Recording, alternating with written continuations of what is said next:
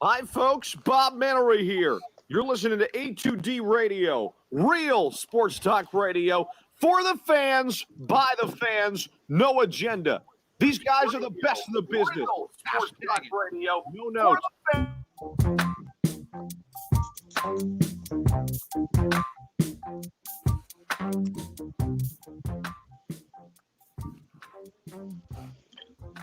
What's up, fam?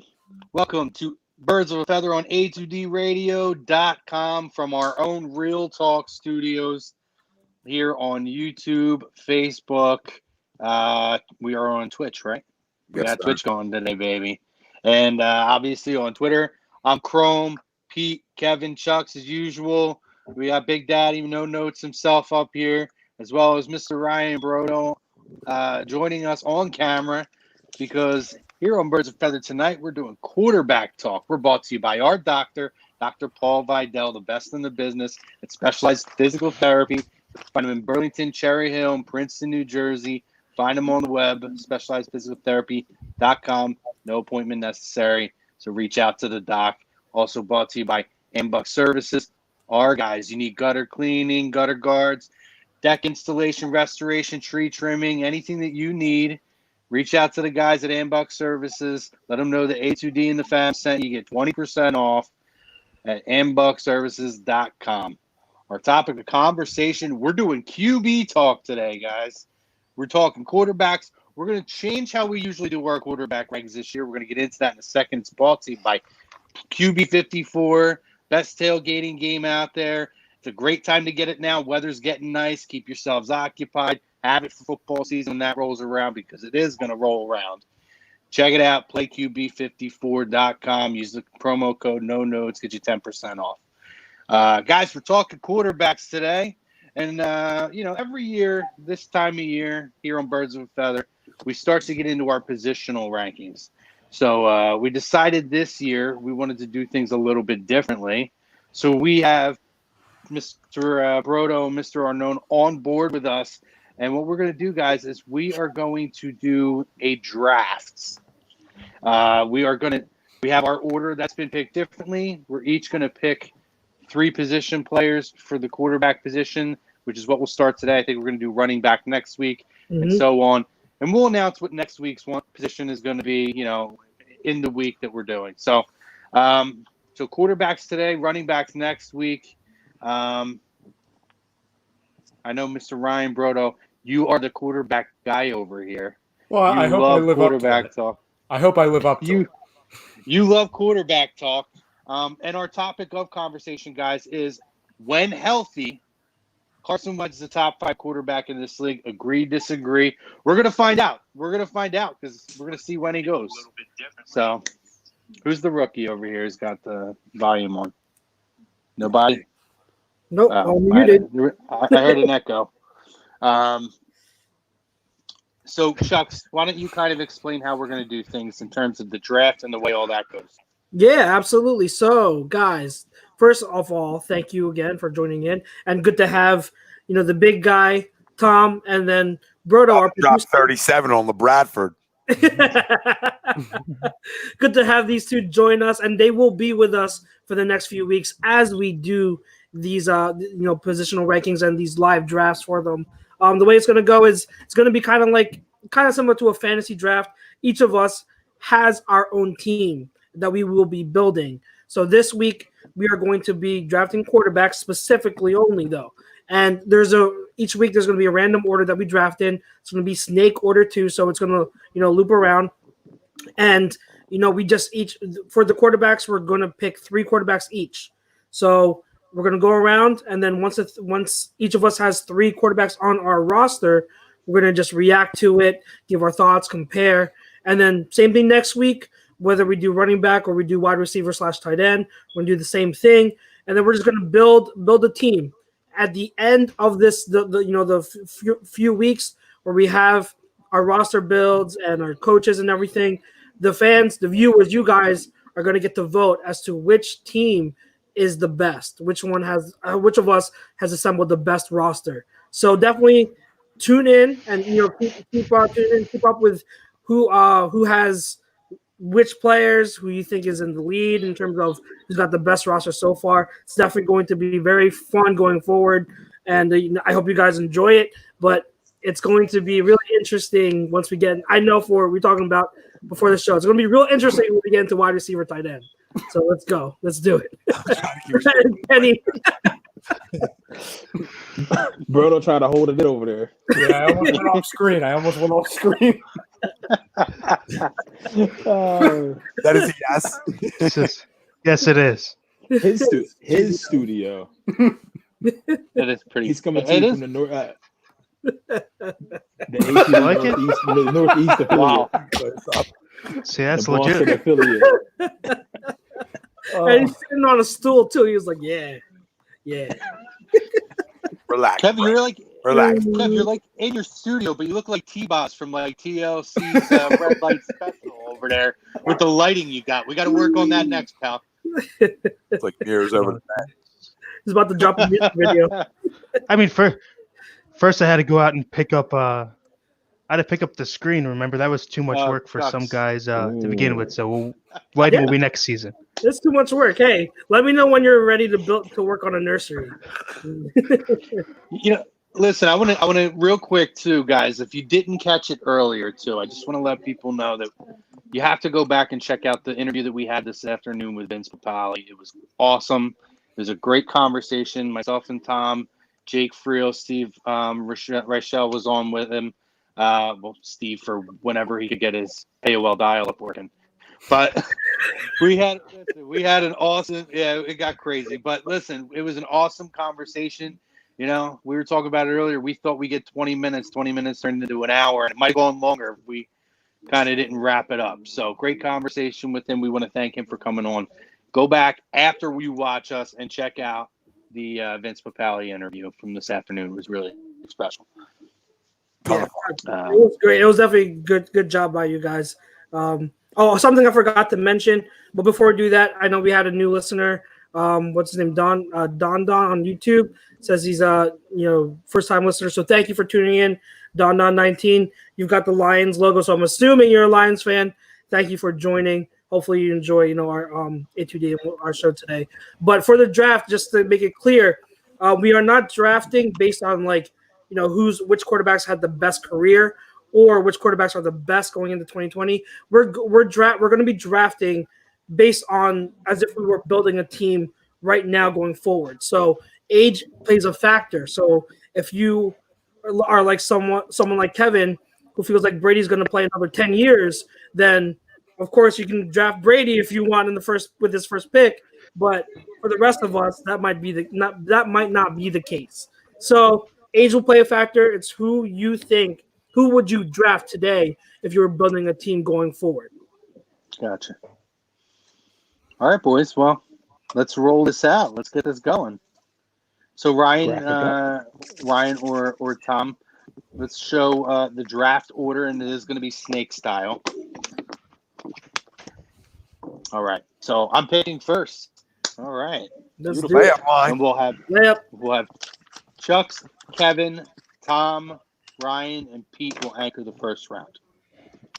You trading out? Trading out of that spot? No, I will not be trading out of this spot.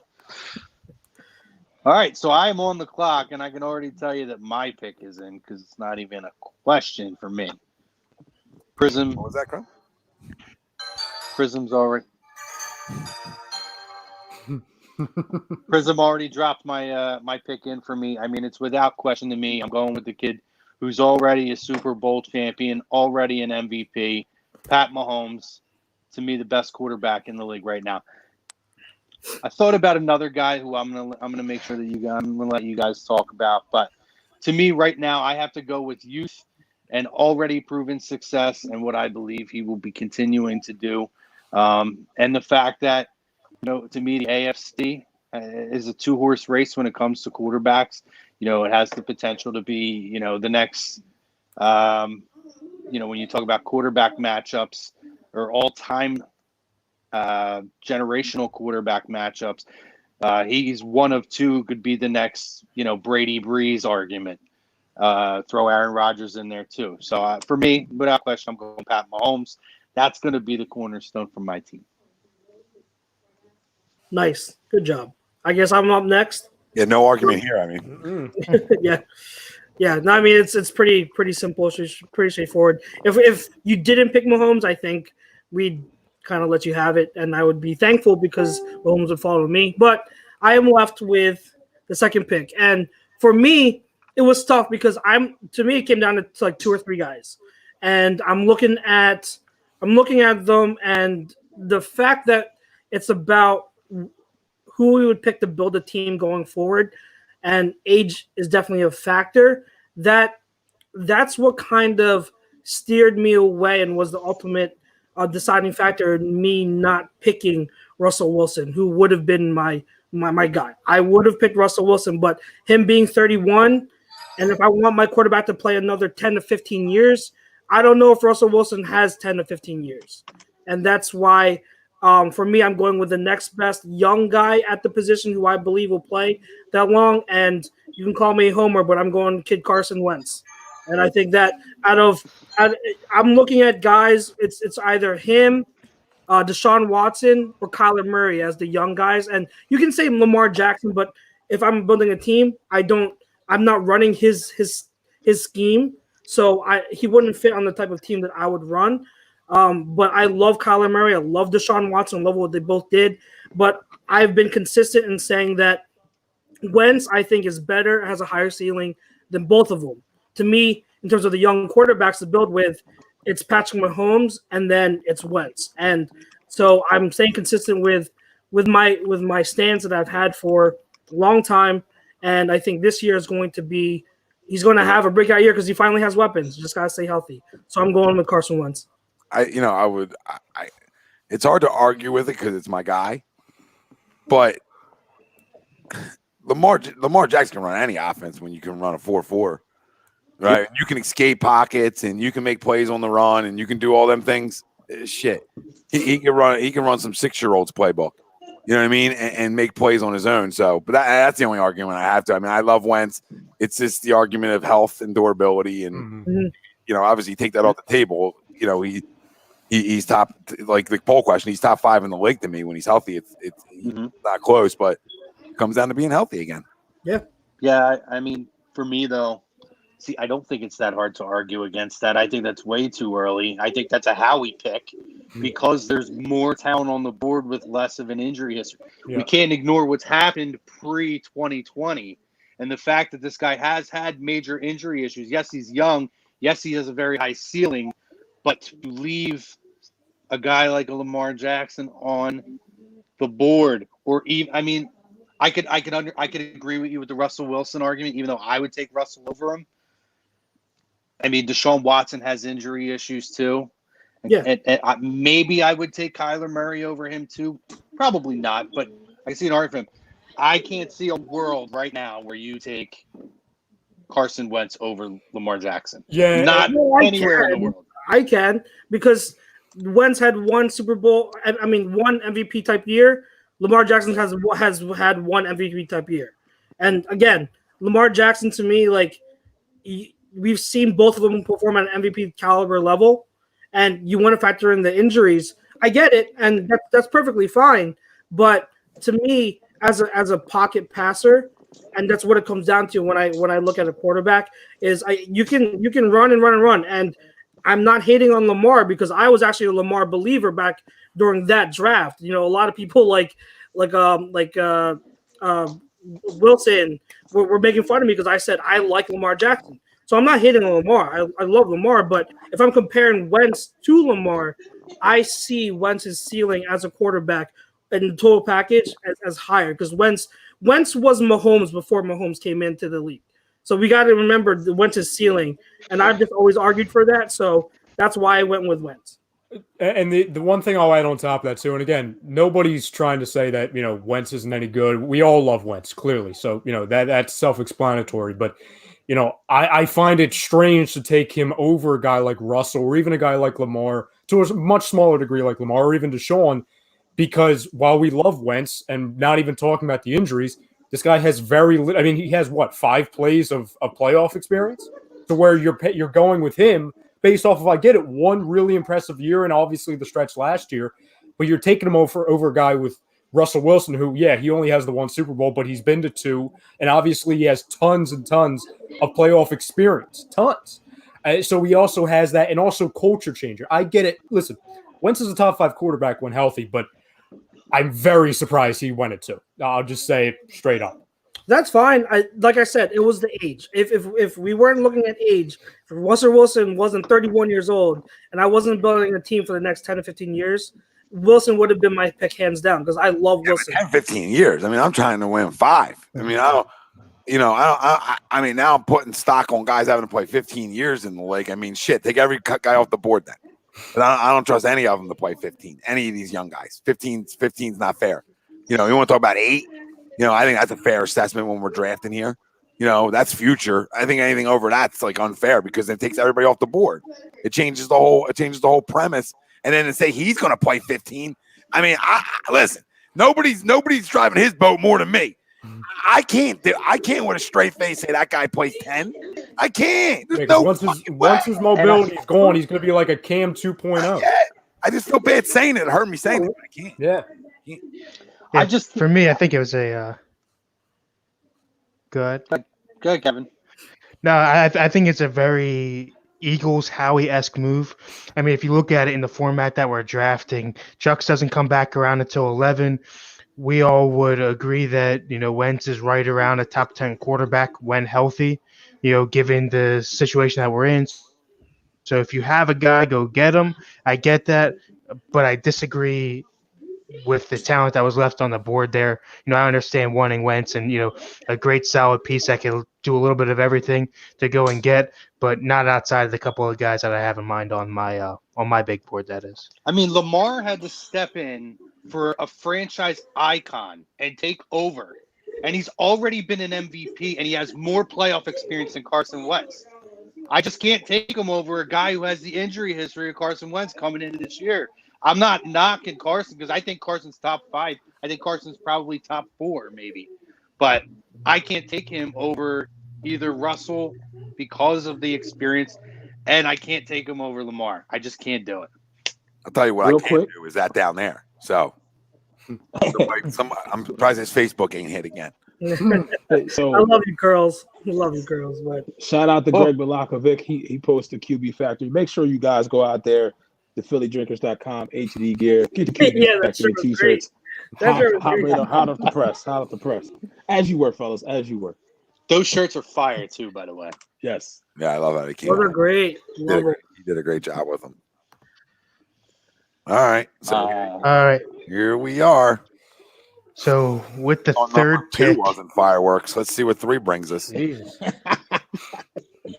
this one I had the same toss-up that Chuck said, knowing the age of what's on the board, taking into consideration along with the talent of what I would use to build a team around. At number 3, I got to take Deshaun Watson. Wow. I mean, the MVP of the league is just full. We're getting. I mean, thank you. We're getting gifts. Thank Unbelievable. You. It's unbelievable right now. Oh, wow. I'm not going to take a running back with my first-round pick, first off and foremost. And he hasn't been injured yet. That's too Right? much. If we're gonna take, always go too far with that running back stuff. I don't think so. If we're talking about longevity and building a team, he hasn't been hurt yet, right? We haven't seen that much of a run-first quarterback option offense work, period. A lot of teams have tried it, but you have your Vicks, you have your RG3s, all been hurt, all been down that road. Not for me, sorry. Yes, Deshaun runs a bit, but I trust him a little bit more in the pocket, especially as far as the age goes right there with him. Only a year older, so Deshaun's my guy. Okay. I don't I mean, hate it. Deshaun is seeing ghosts I down in don't Houston. hate it. I mean, I don't hate it. he's So listen.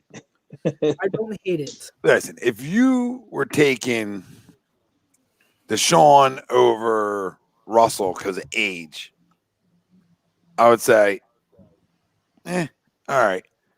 Okay. To me, I don't know what this whole 8-10 year shit is about. Right? I don't know what all this is about. You could put Lamar Jackson in my goddamn lap right now. He could breastfeed me, And I'm still taking Russell Wilson over him every day and twice on Sunday if I'm building a football team right now from scratch and I need a quarterback to lead this team into the future. It ain't close. The fact that he fell to me before, and Greg should never brought up, should never said it, Greg. Should never said Ryan's a QB guy because now you got my Jordan emotions going. Or now I'm trying to dominate this thing, and I didn't want it to be like that. I didn't want it to. But no, I feel like it's a gift. It's a gift, and with the fourth pick of the QB draft, I'm going to select Russell Wilson. There it is. There it is. From Seattle Seahawks. There it is. The fact that he was still available, I thought it was a lock that he was going to be going by number 3. Wow. It's crazy. It's a steal. It's an absolute steal for you, Tom. So I congratulate you. Listen, I just look at the guy, and no matter what you're running, no matter what you're trying to run, he fits everything. All right, he can throw from the pocket. Obviously, extending plays. I don't know if there's anybody better in the league. You can say Mahomes is. I'll debate you. I'll argue with you because I've seen Russell Wilson do some things for years, extending plays and making big-time plays. And, he has the weapons there still, and the team I'm going to build is going to build them same type of weapons around him. Them guys after breakdown, them speed guys after breakdowns who make big plays for him and have over the years. Listen, to me, I mean, you can make an argument in terms of leadership. Is there's not many guys better in football.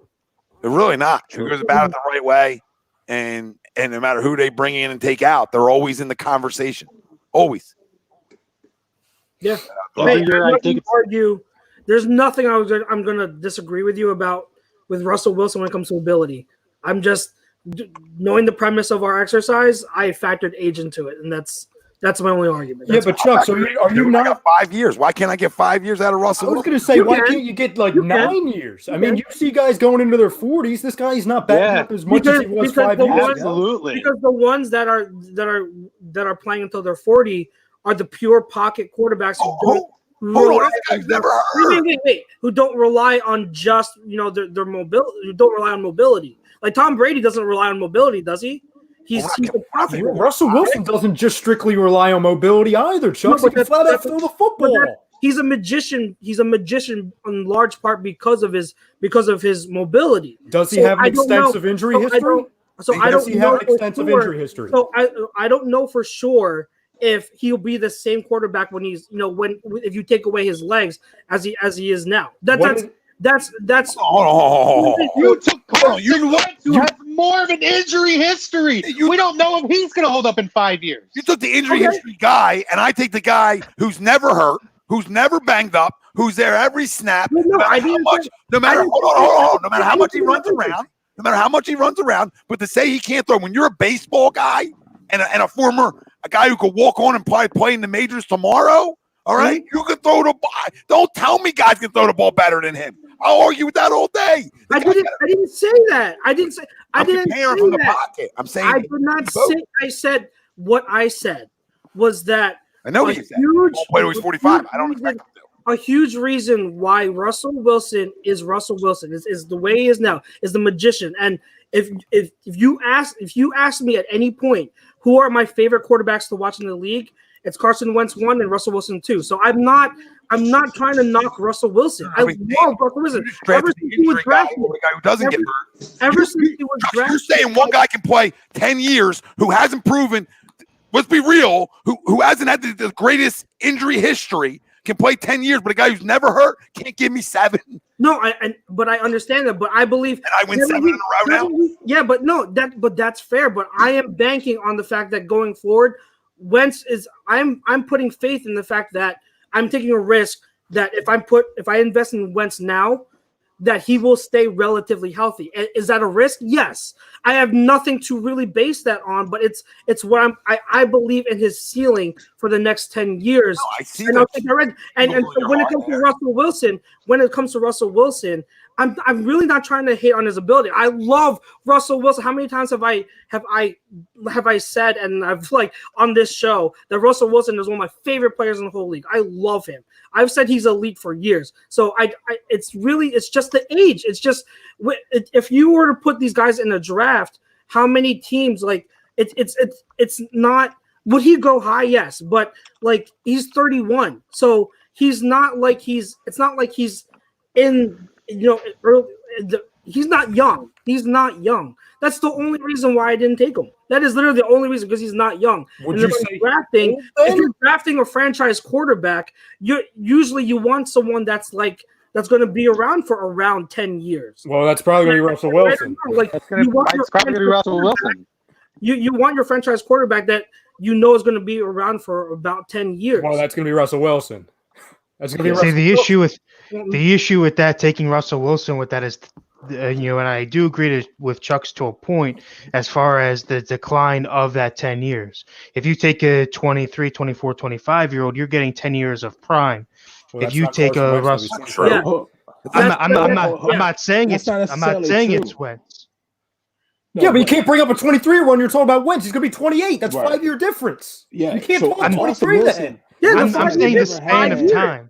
I'm saying the span of I time. can't I'm not have saying that's the a players 5-year one way or difference. One another. guy's 31. Where are we getting 5? Yeah. We got to go back to Matt. We got to go. I know we've been out of stuff. One guy's a back. Ryan did say 5 years. Add up 5. That's 3. Ryan did say 5 years. 31 minus 28 is 3 the last time I checked. I could be wrong. I'm not the banker here, boys. I could be wrong, but it's 3. So, again, the whole argument is voided because now you expect the guy only 3 years younger to play 15 more years than the guy who's never. Carson's 27, so it's 4 years. If you're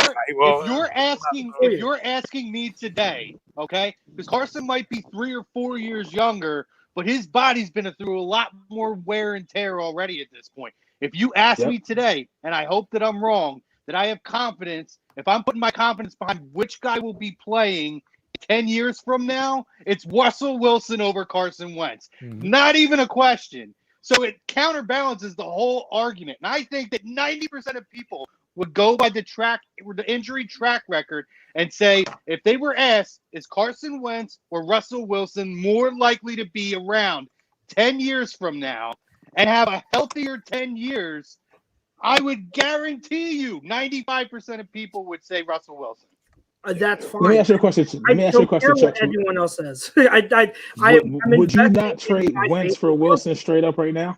What's up? I would. Would you not trade Carson Wentz for Russell Wilson straight up right now? I would.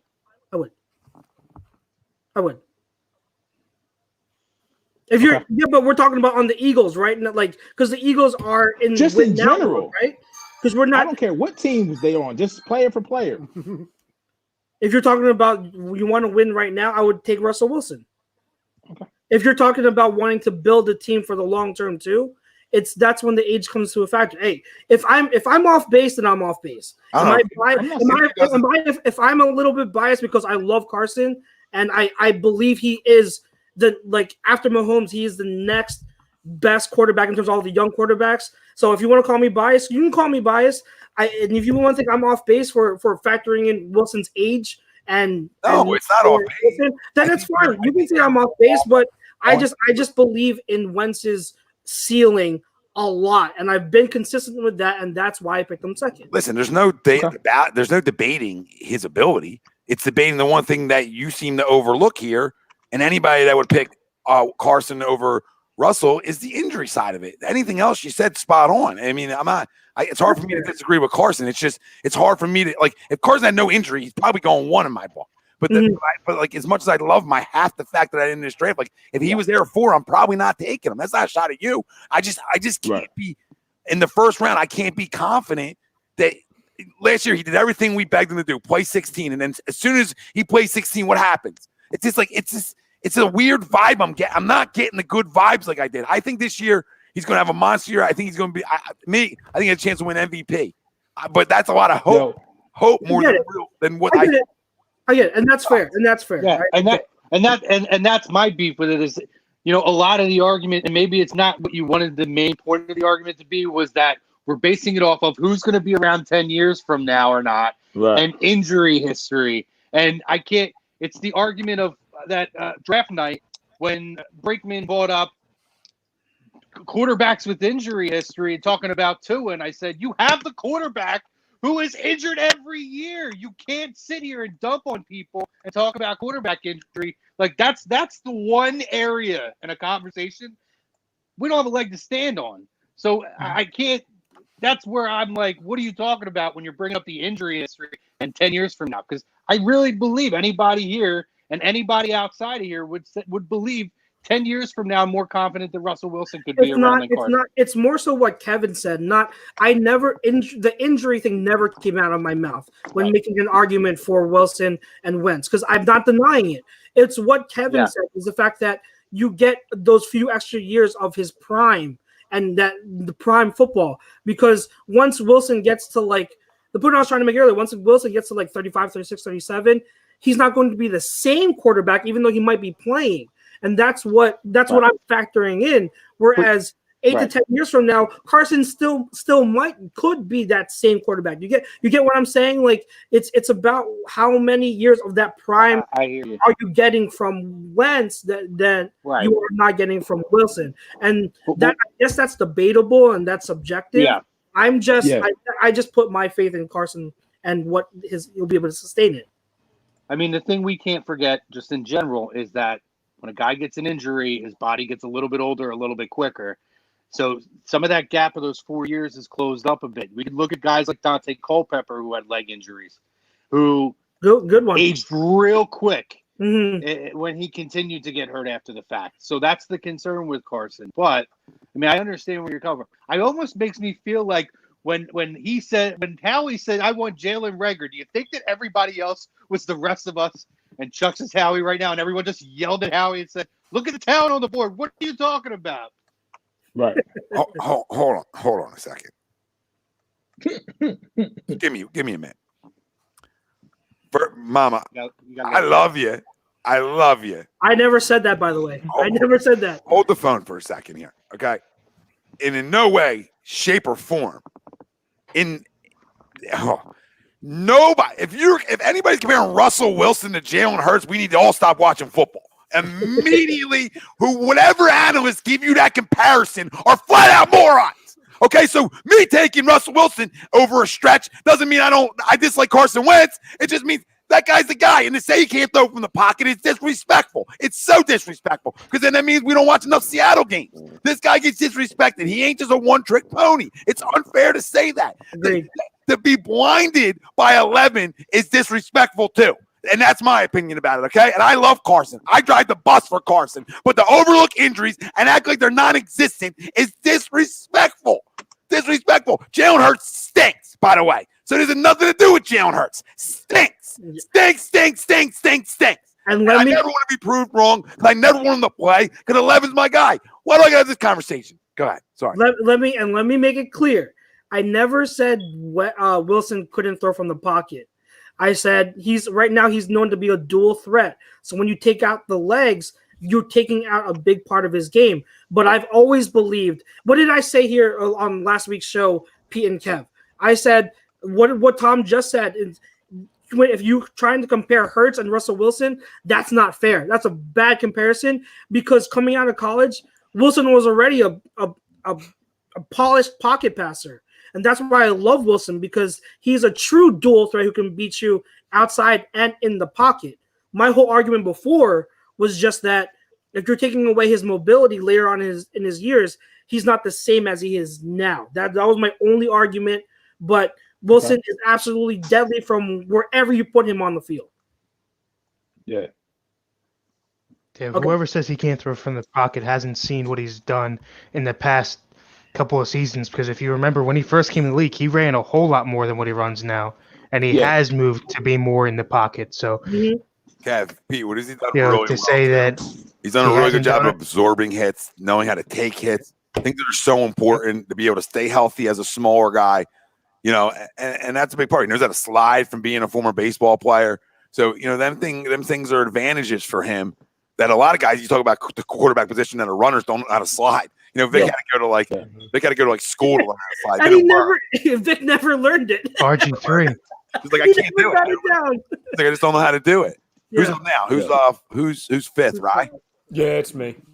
You know where he's going. Yeah, I was going to go. He's going to go. Here he goes. Mr. QB guy's going to go with the freaking say it now. I was going to say, talk about a friggin' layup. I didn't think there was even a shot in hell he would still be here. I was debating between, I honestly thought I would have to debate between Wentz and friggin' Rodgers. Listen, the MVP, please, Mr. Lamar Jackson. Oh, wow. again, and Pete, the fact that you're gonna go in and say, "Oh, I'm gonna take a quarterback over a running back," he proved in year two. He can run. No, he proved in year two that he isn't just a running back; that he has the ability to throw and throw pretty damn well. He, like we talked about numerous times, he has the ability to run an offense, do whatever you want him to do, and I understand it. The playoffs, it's been 2 duds so far. But again, we're looking at a guy who's in year 2, entering year 3, and he only played, half the season, year 1? So you look at what he's been able to put together in his career so far. The guy obviously has seen a ton of adversity as far as him dropping in the draft, people not believing in him. He has the attitude. He has the ability to, he's 23 years old, the ability to take a locker room over and people believe in him and continue to stay hungry. He has that mentality, obviously, and you see what he does on the football field. I mean, that's self-explanatory. So to me, I think I'm taking a guy at 5 who should have been taken in the top 4, maybe even top 3, maybe 2. So to me, I'm thrilled with having Lamar here. Yeah, my only argument for it is there's a couple. There's a couple. One of them guys that can run like that and are more outside the pocket guys win. I think he can. I think he's gotten better. So it's hard for me to say, he's definitely gotten better from the pocket. He's definitely gotten better throwing outside the pocket. I mean, he already had a strong arm coming in, but he's definitely developed better. But then I don't even know if it's that's my concern. It's like he's going to get hurt one year. And it's not me being a douchebag about it. He's going to get hurt one year. The ACL's coming, right? The Michael Vick broken ankle's coming. It's just going to happen to him. It's just because he's so good at running the football, and he's so explosive. He's going to make a move the wrong way. You know what I mean? There's a freak accident. Not saying it's going to change his career, but that's my only concern. Like Vic was able to come back from it and still be electric. I think he will be too. But that's like that's the only reason I took Russell over him, was just because I have that little concern of one, I got to see you winning the playoffs, and you're young, so you have plenty of time to do it. And you got there, and you showed me development. Absolutely. I mean, how can anybody say he didn't? But that's my only concern. When you break it, are you going to learn how to slide? Right? Are you going to learn how to absorb hits? Because as you get older, that 4.4 sort of goes to a 4.5. Right? You just lose a little bit. Now you were able to absorb. Are you able to throw from the pocket better? I think he can. I mean, it is a layup. It is a layup at 5.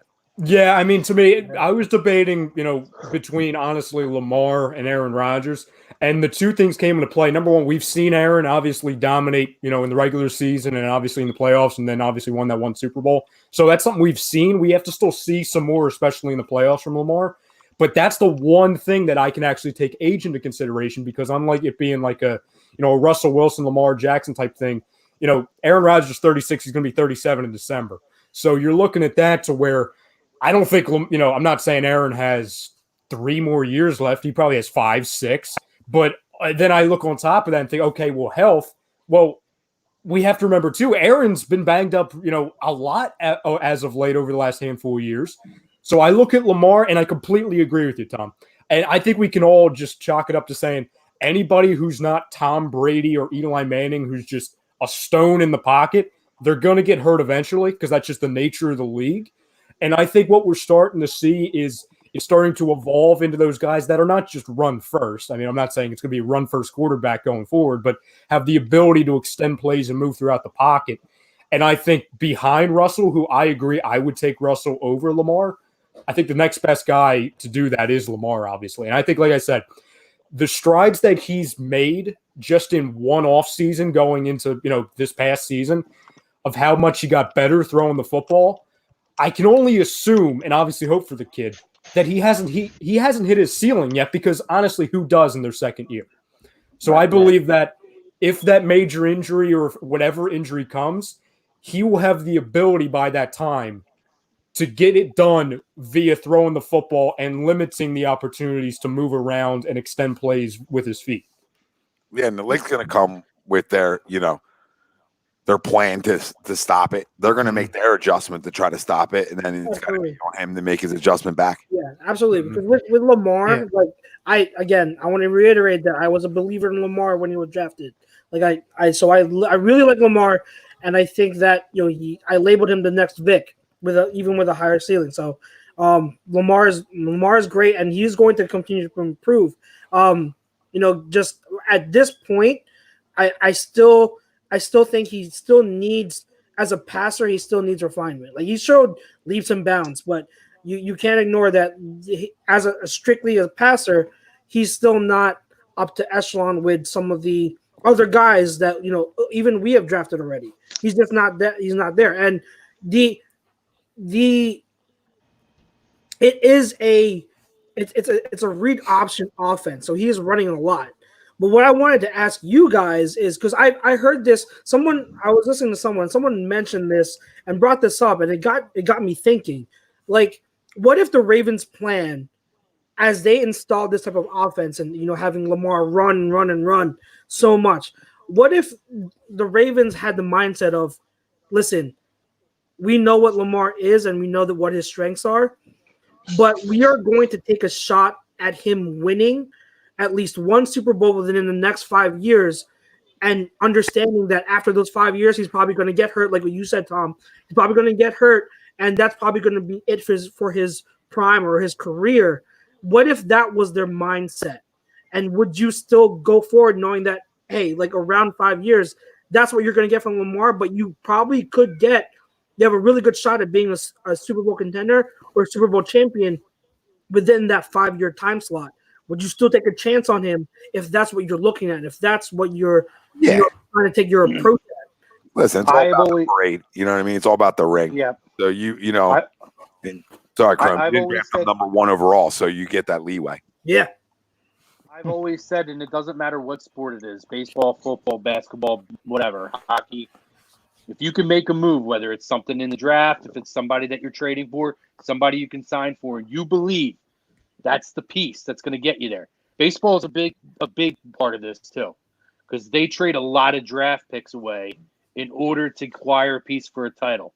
If you can make that move, even if it means sacrificing a piece of your future long-term 10 years or 8 years down the road, for whether it's an immediate success or you're confident in 4 or 5 years you get it done, it will always be worth the move. I don't care what anybody says. You trade your top prospect for 3 months of a guy, and that guy leads you to a World Series. I don't care if that prospect wins 4 MVPs down the road. They got you to your parade. They got you your trophy. That move will be worth it 10 times over. That's always the goal. Always the goal. Yeah. Trade picks for proving down all day. Here we go, Mr. P. Let's go. Pete's been waiting a while. Bradford Smith about to drop 30. This is where it gets interesting. It gets really interesting starting now. Well, I mean, he's in a great spot. He's in a great spot. Double dip. Now, he's got the double dip. He did get, you know what, Pete, I'm curious about. Can I be honest with you? And I don't want to say the name, but I'm curious how young you go right here. That's all I'm going to say. Because you got back to back now. So does he go? Yeah. Does he go puppy in here? I'm smelling a puppy, a newborn. I'm smelling a newborn coming. So, with the 6th pick and the birds of a feather, 2020 positional rankings at the QB position, Bradford Smith goes. The best thrower of the football at the position I've ever seen, and that's Aaron Rodgers. Going Aaron.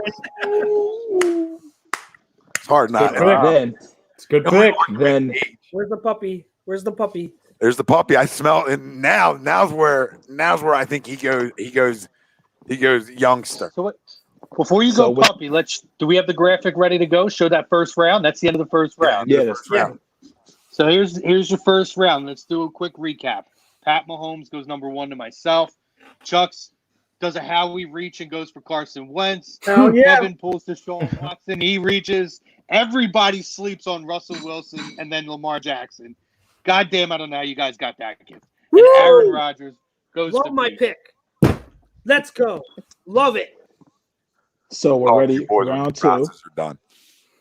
Love it. To kick it off, because Aaron Rodgers, we all know, is not the easiest teammate. But I'm looking at that window as he is 36 on 37. Looking to win 2 or 3 years, but I want to keep this train going, baby. I want to keep this thing rolling. Here we go. He's keep gonna this do thing it. rolling. He's gonna do it. So at number 7, I'm going First overall pick from this year's draft. I know. I'm going Joe Burrow. Knew it. Oh, Knew bro. it was coming. Wow. There it Knew is. it. That's two great picks out of you because you went old, and then you went young, and that's what I love. So that's a great combo there. He was very Healthy smart. young. Healthy young. The That's- only yeah. young the only other young that I would consider even taking there would be Herbert. Hmm. You know, that's the only one because he's got all the talent, and I don't know if he can put it together. I don't know if he ever put it all together, but talent-wise, he's right there in terms of being able to throw the football, in terms of being big, being athletic. All them things that come to the next level are there. It's just here, and Burrow had a great year. So I love the pick. I love it. Real quick before we move on, I want to give a shout out to the super chat. We had one super chat Yeah, crumb. by Jay Triller. From $5. Yeah, Hey, $5 keep dropping man. them in. yeah, keep dropping them. We'll definitely put you up. Your comments will get up anyway, but you have a better I'll wear it. Wentz is 7-20 versus winning teams. Dak is 12-18. Also has a winning record against every team in NFC East. That's really not saying much. JJ Triller. Dak has 118 totals and TDs, and Wentz has 100. But so Wentz has 100, but I'm pretty sure Dak has at least double-digit more games played. And like you just said, you counter-argued yourself because you said it's against every team in the NFC East, which you've seen has not been great. Every team has gotten better. So I'm not sure if you guys can let me know. Is he kind of angling more towards Dak over Wentz? That's the feeling I'm getting here. But he's kind of shooting himself in his foot as well. I think he's an idiot. Okay, so Because you just missed Enough it. said. You missed the most important game, the game that only matters. You can run away. You can give me every stat in the goddamn world, right? The last game them two played against each other, who walked out division champs? If I miss something through the coronavirus and all this crap, and I miss what happened last year, somebody wake me up that. Because the last time I checked, in the biggest game of his career to date, the guy came in and laid an egg. And stunk up the joint. So that's your quarterback. So you run with all the stats you want. The stat I want, who won the last division, and who came here and laid an egg. That's all I remember. Hope it's worth the $5. And Dak had his top receiver. And Dak had his top receiver and his top running back. TTP asks a question too. He says, if, and of course I don't want him to because I love him as a talent, but if Carson gets hurt again this season, what's the move? I'm not looking at it. I'm not considering that. I'm not considering that. Not yet. Not considering that. Not even talk about that. Stop talking into existence, T. I love you, Yeah. man. Stop. We got to stop. Yeah. thank you, Andy. Let's see. All right, who's next? Ryan back up now. Ryan's back up. Who you going? Yeah, I'm not gonna lie to you. I'm in a tough spot. All right, I'm in a really tough spot. I think Ryan really thought Aaron Rodgers was going to be there on the swing around. No, you know what it is. Honestly, if Aaron was still here, I'd be shocked. But I can't. I had a plan where I was going to take Rodgers and then another guy, but I can't double dip with the tricksters. I can't. As much as I love him, I can't do it. So I know where I'd go if I were you. I know where I'm going, so don't mess it up. I didn't know where I'd be going. Because I went a puppy, I went young. I got to balance it out with somebody I know. Ooh. Culture changer, a lot of experience. He just made a move recently, so he's going to have to make one more move to my team. With the 8th overall pick in the 2020 Birds with Feather draft, I will select Tom Brady. Wow. I wrote it before you even said it. I was writing it before you Kevin even is said so heartbroken. it. Look at it. Because listen, I know what people are going to say. Oh, what? Why not Drew Brees? I'm not Drew upset about Brees that, actually. only has one more year left. And even if he had 3 more years, I'm still not taking him because what has he shown over the last handful of years? He gets very, very tired late in the season. It's like he gets off to that hot start and then hits the wall. I get it. Tom Brady didn't have a good season last year. I'm willing to chalk that up to the fact that you look what he had or for the fact that he didn't have around him compared to the past years. And I'm not saying he needs a ton of weapons like he's going to have with the Buccaneers to win.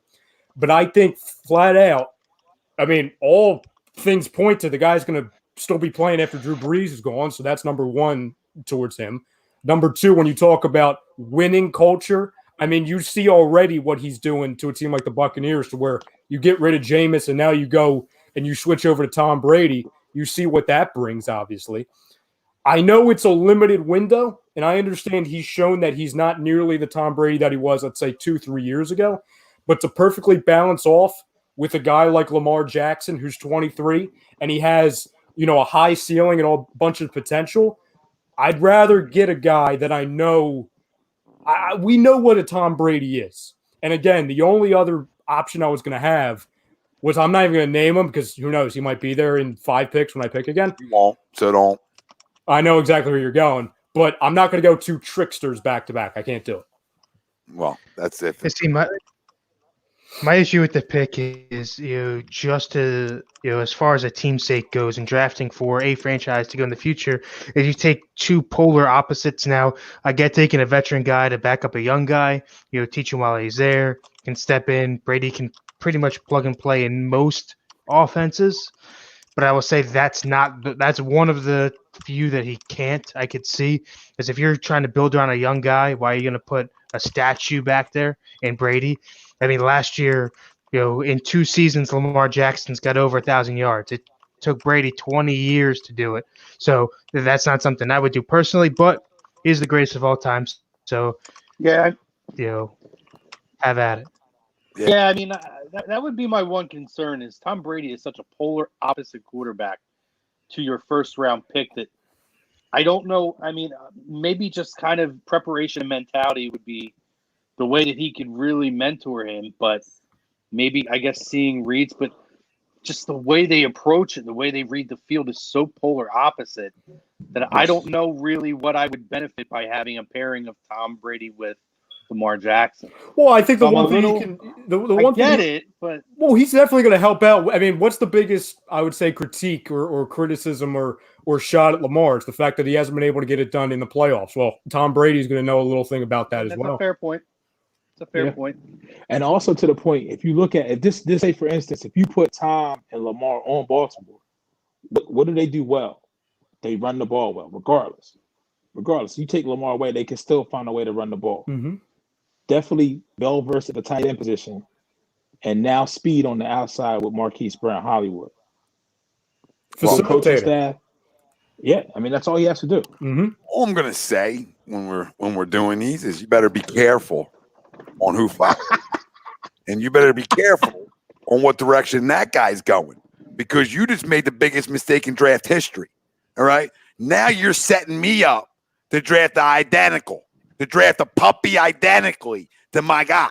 Right? So I went Russell Wilson with the 4th pick overall, and it's circling back. Are you going, my son? Yep. He's going to his son. It's should have never happened, by the way. Should have never came down to this. And what's going to happen right now is Chux worried about my future, and other guys are. We're drafting a 31-year-old quarterback. So what I'm going to do with the 9th pick of the Birds of a Feather draft from the Arizona Cardinals. Told you. I knew it. Kyler Murray. I knew it. And that is my predecessor to Russell Wilson. So Russell now can teach Kyler Murray. Very similar baseball guys. I mean, so I'm setting something up here, baby. Don't let this train get rolling. Don't let it 20 and 12 last year as a rookie, right? QB rating of like 87, I think, something like that. So a solid rookie year. And now I'm going to get them weapons. Don't worry, I take care of my quarterbacks. So they're going to get weapons. But again, similar styles. Can make plays outside the pocket. Smaller guys. So just little things they got to do differently being smaller. But, both guys in terms of throwing the football real similar and the ability to make plays outside the pocket. They're almost identical in a way. So I'm excited that he fell there and I can get 2 identicals to run the greatest show on turf, which is about to happen. Good pick, Tommy. Very, very, very good pick. Solid pick. I can't imagine a more fitting pick, honestly, because of the way that you're approaching it, and it should have never came down to it. Nope. I hate that. God damn it. See what happens when Greg opens his mouth in there? See what happens? I almost took him at 7. MJ McCaffrey comes in. I was shocked, Pete, you didn't take him. I mean, Burrow, I understand taking Joe Burrow, but I thought for sure that you were going to take your son. Me too. If you didn't, I'm going Burrow there. You know what I mean? So either way, we're both in good shape. Yeah. I can't hand him that pick there at all. Because Kyler's size. You know what I mean? You're talking about size. So, I mean, I have to look at this. I can't overlook it. But I think he's, I can't concern myself with it much anymore. You know what I mean? I've seen him have success being smaller. So how can I keep running back to it? It's just unfair to the kid, until he proves that he can't play at that size. And I'm going to believe he can a little bit. I mean, to me, it was perfect pairing either way. I mean, Pete, I think it's a smarter move to go Burrow, who's a bigger, stronger, more of a pocket guy than what Murray is. And then you've got a guy in Russell Wilson who can run the ball a little bit closer to what Kyler does. So I like both picks there. Not where I would have gone either way regardless, as you'll see in my pick here. Oh, boy. I'm excited to me, this one was a little difficult. It's getting tough now. To me, this one was a little difficult given what's out there, but I got to go tried and true. I mean, he sat behind the greatest of all time. He had winning success right out the bat. Went to the show with my pick at number 10, Jimmy. Oh, my God. You didn't know that was going right? You didn't know that was going What a reach. Holy Thank you for taking the spotlight off of me, Kevin. Oh, Jimmy my God. I knew it. Tom left. That's just hideous. I mean, that's freaking hideous. Is this real life, Kevin?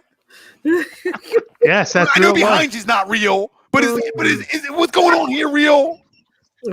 You know what You he's got trolling son of a over bitch. the second overall pick? You reaching bastard. You know how many real good quarterbacks are on the board still? Oh, my God. I mean, you just reach up Belichick's Sat behind- hand. You're so stuck in New England. You can't get him out of your head. He's living rent-free. Sat behind the greatest of all time. He's got the winner mentality. Because he's He's set. technically got a Super Bowl ring, Star. played No in one mentality himself. he had. Oh, my No God. mentality. He runs the football. He hands it I off. love this. I love it. It's Kyle Shanahan. As much as he believes in his quarterback, right? And I like Kyle. It's not about Kyle. It's about believing in the guy back there. And I don't think he believes in him that much. Threw 8 times in that If playoff time. it ain't broke, don't fix it. It's If broken. it ain't broke, don't It was fix broke. it. It got They exposed broke. They got to the championship, did they? He threw it They 8 ran the times, ball. Kevin. He threw it 8 times. Okay. But did it work? Yes, that's all I Yeah, care. you know why Win's a it win worked? in 'Cause my he didn't have book. to throw the football, Dude, so Kevin. this is who you are. You're building a 19. But he can. You're building the 1980 Bears. Is what you're doing. You're just gonna Walter again. You also have to remember the McMahon. context of the pick. He's also a backup to Deshaun Watson. We're So- a back. Come on, man. Come Terrible. on. Yeah, he's a backup because that's what he's been 99% of his career on the friggin' bench. Except last year when he went to the Super Bowl. Oh my Throwing God. Regardless. 8 times a game. My pick is He Frank. still got there. I got a question. Throwing it 8. Jimmy G. No, you know what got him there? His defense in that friggin' running game and that coach. Frank, if you want to put my pick in there right now, just move on to Chrome. My pick is obviously Drew Brees. Hold the frig on, Chux. I mean, this where's is the way too fire? much. Jesus, Let this guy cue God. him music. Go ahead. I didn't even hear it. Yeah, Oh. going Drew Brees.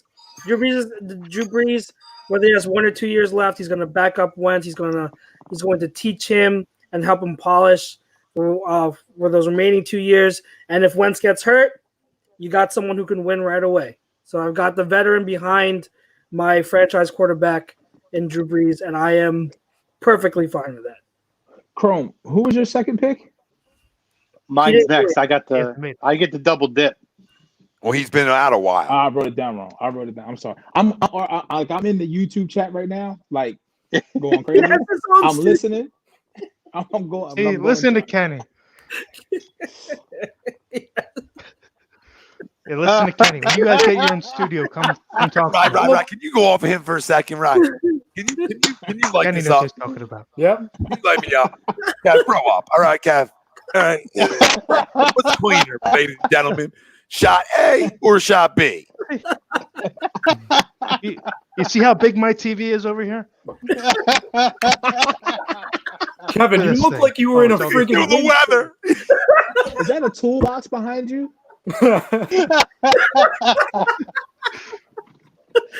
No, that's that right there's the shelf it's where not, Jimmy G's Super no, Bowl it's not rings a are shelf. gonna It's a go. bench. You got him stuck in there. Full time talk. Brian. One way or the Like other. you're in a I love freaking windstorm and you freaking teleported back to 1960 with that freaking connection. Look at you. Look at that static. Look at Pretty that. much. That's crystal clear. Hey, That's exactly what it looks like in the pocket with Jimmy G throwing. Fuss. pretty clear to me. Jimmy, I can't see nothing. Oh my lord. Ah. That's what you said, Eileen. There's a storm coming. That's why.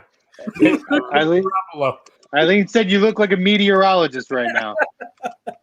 I see that. Oh, you can? And I see it. I'm And I glad see you a can storm see it because we can't brewing. see you. Jimmy G to Sean Watson. Well, that's a meteorologist pick. Wrong half the Shots time. fired. Just throwing things up in the air. Hopefully you're right. I gotta be I'll honest. keep my job. Just throw it. If the storm don't come, fuck it. Just flip a coin up. Jimmy G. Nope, you can get your milk.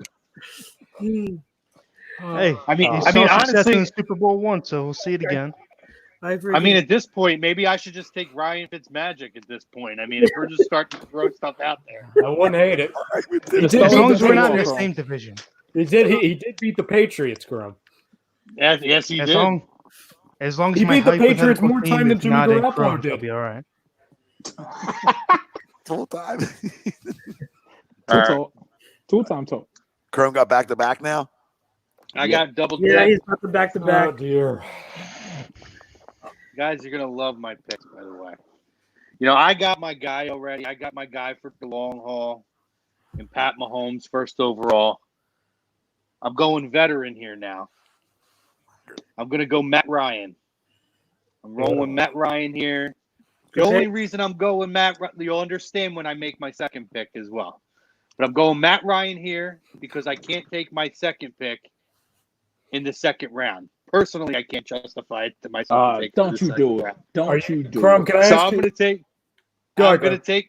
I'll get to my third round pick. Hold on. All right. But I'm taking my number 2 pick. I'm going Matt Ryan.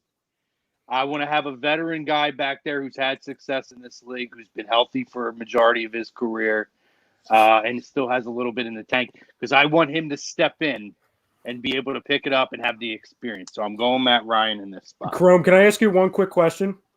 Yeah. With your next pick, so your third pick, are you drafting that guy there? That way he can come in and actually win football games for you in the fourth quarter? Ooh. Because Matt Ryan doesn't do that much. You're going to find out. This So next that's guy yes, may, okay. So that's a yes, okay. You bet. Because I know Matt So- Ryan's not winning me anything. So let's put it up. Let's put up the second round is now completed. Second round, the complete second round. Complete second round. All right. So Pete led us off with Joe Burrow. Ryan took Tom Brady. Tom Steele again gets Kyler Murray. Kevin took Jimmy GQ. That's Chux a steal took right there. Who just spit out their water? Who just spit out their water? Me. I heard you in the background. What do you Chux. define steal? Chux went Drew Brees, and I went Matt Ryan. So, A lot of shelf room back there for my Super This is Bowls. I'll be this is winning. the biggest troll job in A2D history right here. Unintentional troll job. Unintentional troll job. all It's right. unintentional because he believes it. Exactly. That's the, See, I haven't been on with him enough, but I've been hearing rumors. Yeah, now you see. we got to go back Now to the you Super Bowl see. preview show when Kevin said the gap between what was it, Wentz and Garoppolo wasn't that big. No. But he was trying to say he's better than Mahomes. Mahomes and Mahomes. Garoppolo. He said Mahomes and Garoppolo isn't that big. So according to him, he's got the biggest steal of the draft. Then I Mhm. mean, number one if- dropped all the way down there. It's amazing. If you go back in, number one dropped all the way to 10. I mean, what a steal! What a steal! if you go back and watch that show, fam, on however you want to view your podcast, Break it up. you will see that I had Garoppolo at number 10 overall. So to get him in a franchise draft at 10, by far, a Oh, steal here on you my go. part. Here, Kevin, here's a question for you. Eileen says, who is Foles playing for next season? Well, Kevin's going to be picking in a few teams, so that'll probably be him. We'll probably go Foles. Kevin, Can't if beat you him, join got him. your 10th Foles might overall be bagging groceries. at 10 overall, it's not a steal. It's right value. Well, I had him know at the 10 entries of overall Kevin's in background. general. So in a franchise mode, that's where the steal comes from, Chux.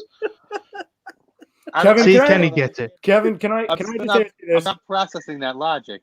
Yeah, no, because if anything, if you had him ranked 10th and you took him 10th, then it's a pick that you expected to happen.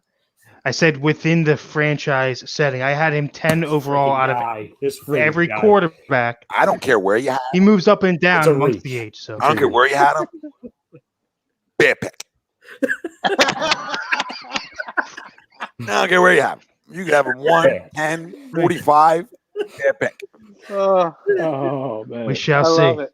Oh, love it. God. That's we great. shall. That's Round great. 3. All right, Big guys. one here. Round 3. It's all right. 13th overall pick.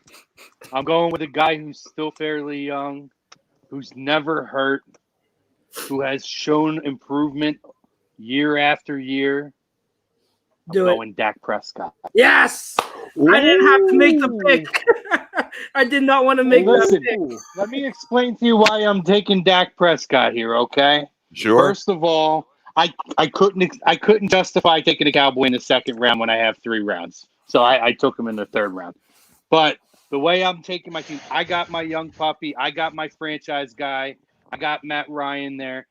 I don't think it ever gets to Matt Ryan, but honestly, I want a guy, if Pat Mahomes gets hurt, I want a guy who's proven to this point, who's never missed a football game, and who, whether we love him or not in Philadelphia, has continued to get better. I'm not putting him on Carson's level yet, or a lot of these guys. But for me, at number 13, I had him ranked 8 or 9 coming into this. I will absolutely take Dak Prescott at this point as my backup quarterback. Well, now that could be considered a steal. That's a steal. Okay, Yeah. so that's how you take notes on a steal. So that right there. Can you say that again one more time? Yeah, sure. Write Write that down.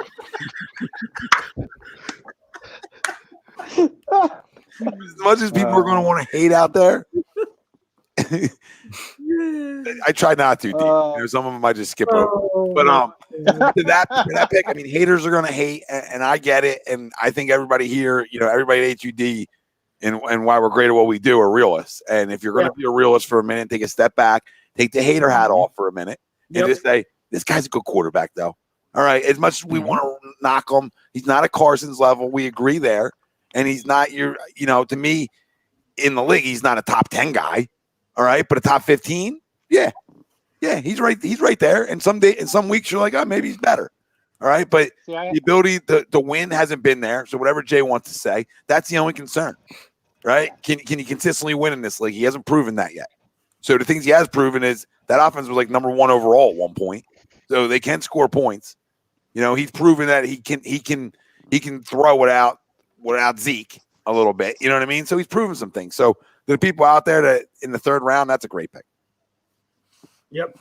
I hate saying that because there's crumb in here, Jay, but it's a great pick. See, he can't respect that. That's a problem with these roaches, right? We can respect guys. They don't respect shit. This is why they get shit on. This is why you guys get raid and nukes can't take you out because you're roaches and you just hang around through everything. And I'm sick of it because we can sit back and give credit to a guy and you crumbs refuse to do it. Refuse to say, you know what? Carson's pretty good. Yeah, is there injury concerns? Yeah, but pretty good. How about that one time out of one of your mouths? Right. And then maybe some respect will happen because you're going to pay a lot of money in these chats to keep getting your comments read. Listen, I've never on this show, and these guys can vouch for it. I've never had props giving credit to Dak. I've never once shied away from it. I think that he's a guy who's very underrated, and I think that coming out of the last year and a half, he's made those steps forward. I know talking last year, Chux, you were with me. Yeah. Before we even started the season, I said that I felt like Dak Prescott was a guy who was going to take another step forward this year, and who a lot of people praise guys like Matt Stafford, who, in my opinion, is a great fantasy football quarterback, but doesn't do much else. But I look at Dak, and you look at the numbers from the year before, and he was a top 10 guy. He was a top 7 or 8 in a lot of categories. And last year, he just maintained that consistency. And the most important part, and you can't deny it, he is never hurt. He's never missed a game. He's always healthy. And that goes a long way at this point when you're talking about, in the format that we're doing, in a second or a third round pick. I mean, really, I could have taken him at second round. It was a great spot to take him. To be an Eagles fan and get my troll in, I took him in the third round. Didn't really make a difference for me, but crazy ants. For me, no one's saying that. We haven't sat here and said what has Carson won. That's not the argument that we're. That's not the perspective I'm having on it. I'm looking at a guy who had a fucking stud wide receiver and running back in week 16 of the season, biggest game of the year, and I don't care if he didn't have a lip noodle arm. I'm looking at a guy running out there with practice squad players, guys that were getting cut from practice squads to get put on another practice squad, and out there doing it. So that's just what I'm looking at when it comes to Dak and Carson. I don't know. I must have missed the ring ceremony. I must have missed the ring ceremony. Nobody cried out Carson. I mean, listen. You know what? I must have missed it. The guy got a ring. Does he not? Yeah. Does he not? So to say what he's won and didn't win, he won a ring, right? That's no bias. He won a ring. So shut up. So that argument's voided because he was winning the ring regardless. That team was on a run. That team was on a roll. Ain't nobody stopping that team because you all need to go back and watch 2017 before the injury. Ain't nobody stopping that damn team. Yep. I mean, as far as the pick's concerned in my book, I think that cigarette too, by the way. The spot that you've got him at, I think, is a great pick up there. For me, the biggest concern with Dak overall as a starting quarterback is the leadership. He's got a great offensive line. He's got good offensive weapons as far as having Amari with the deep threat and then Zeke out of the backfield. But he himself, I haven't seen him win enough games for them. I've seen him lose games, but I have not seen him step up like I've seen other guys, that have been taken already. The Wentzes, to name a bunch on there, but he hasn't stepped up and made that leap as a leader yet. And for me, we talked about it pre-show. You only have one quarterback. You gotta be the guy in this league, and he hasn't been yet. That's not saying that he can't be if given the opportunity. That's just a mature thing. He'll come into that, I believe.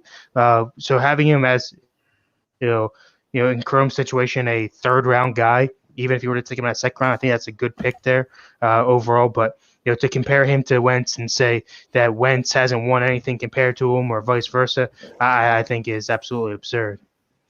Yeah. Yeah, I like what Chrome said.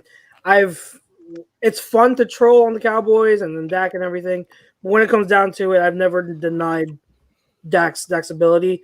And right now, I'd say he's about a top 10 quarterback. I mean that with full respect. I'm not trying to knock him and don't take it out. Cowboys fans will be like top 10. He should be top 5. No, I from where I had him before, he's improved and progressed and gotten better. And last year was his best year, and I was really impressed. He's made a lot of strides.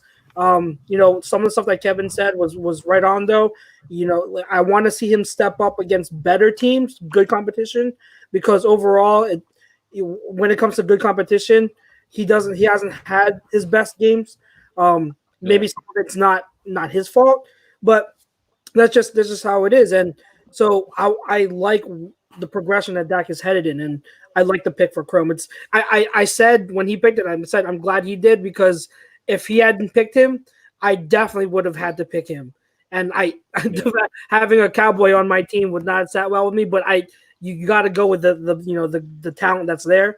And Dak would. But he's not a Cowboy anymore. He's a Chuxer. Just like now he's a Chromer. He's a Chromer. That's true. He's a Chromer. And any Cowboy fan that says, "Yo, he should be top 5," listen. Your own team doesn't think he's a top 5 quarterback. No. That's the most obvious argument in the world, too, Pete. Spot on. They don't want to pay him. And trust me, Andy Dalton just isn't coming there and not make. Listen, I don't know who said on the platform, week 17 in Dallas, Andy Dalton will be the starting quarterback for the Dallas Cowboys. And Dak may be a healthy scratch. Mike McCarthy, be careful what you wish for, boys and girls out there who are Cowboys fans. may be worse than Jason Garrett because he micromanages everything. I've been saying everything. I've been saying Mike McCarthy. I'm not a believer in him, but we'll see. We'll see. All right, so I guess I'm up, and we got the Cowboys fans arguing in there too. Oh wow, okay. Yeah, some of the Cowboys fans are tired of Jay. You know it's bad when they're even turning on one of their own. Oh God. I'm having a tough time deciding with this pick because I have my franchise guy in Wentz. I have the veteran to back him up in Drew Brees. I don't know if I want to go youth to groom someone, and develop someone, or if I want to go with another stable veteran to round out the group. What's going to give me the best team? I think I have to go with the younger guy, and that's why that's the direction I'm going in to offset kind of my Drew Brees pick. So if I'm going to take one of these younger guys that's left on the board to groom and try to mold, I'm going to take who we all thought Tommy was going to take in the last round, and I'm going to go with Baker. And so, he's a guy that I also really liked in last year's draft. And I think that last year I don't want to say he took a step back. He kind of hit a plateau because of his offensive line and the coaching, and some of his struggles weren't on him. Some of them were, but hopefully with Cleveland improving their offensive line a bit, no, I'm not taking Jalen Hurts.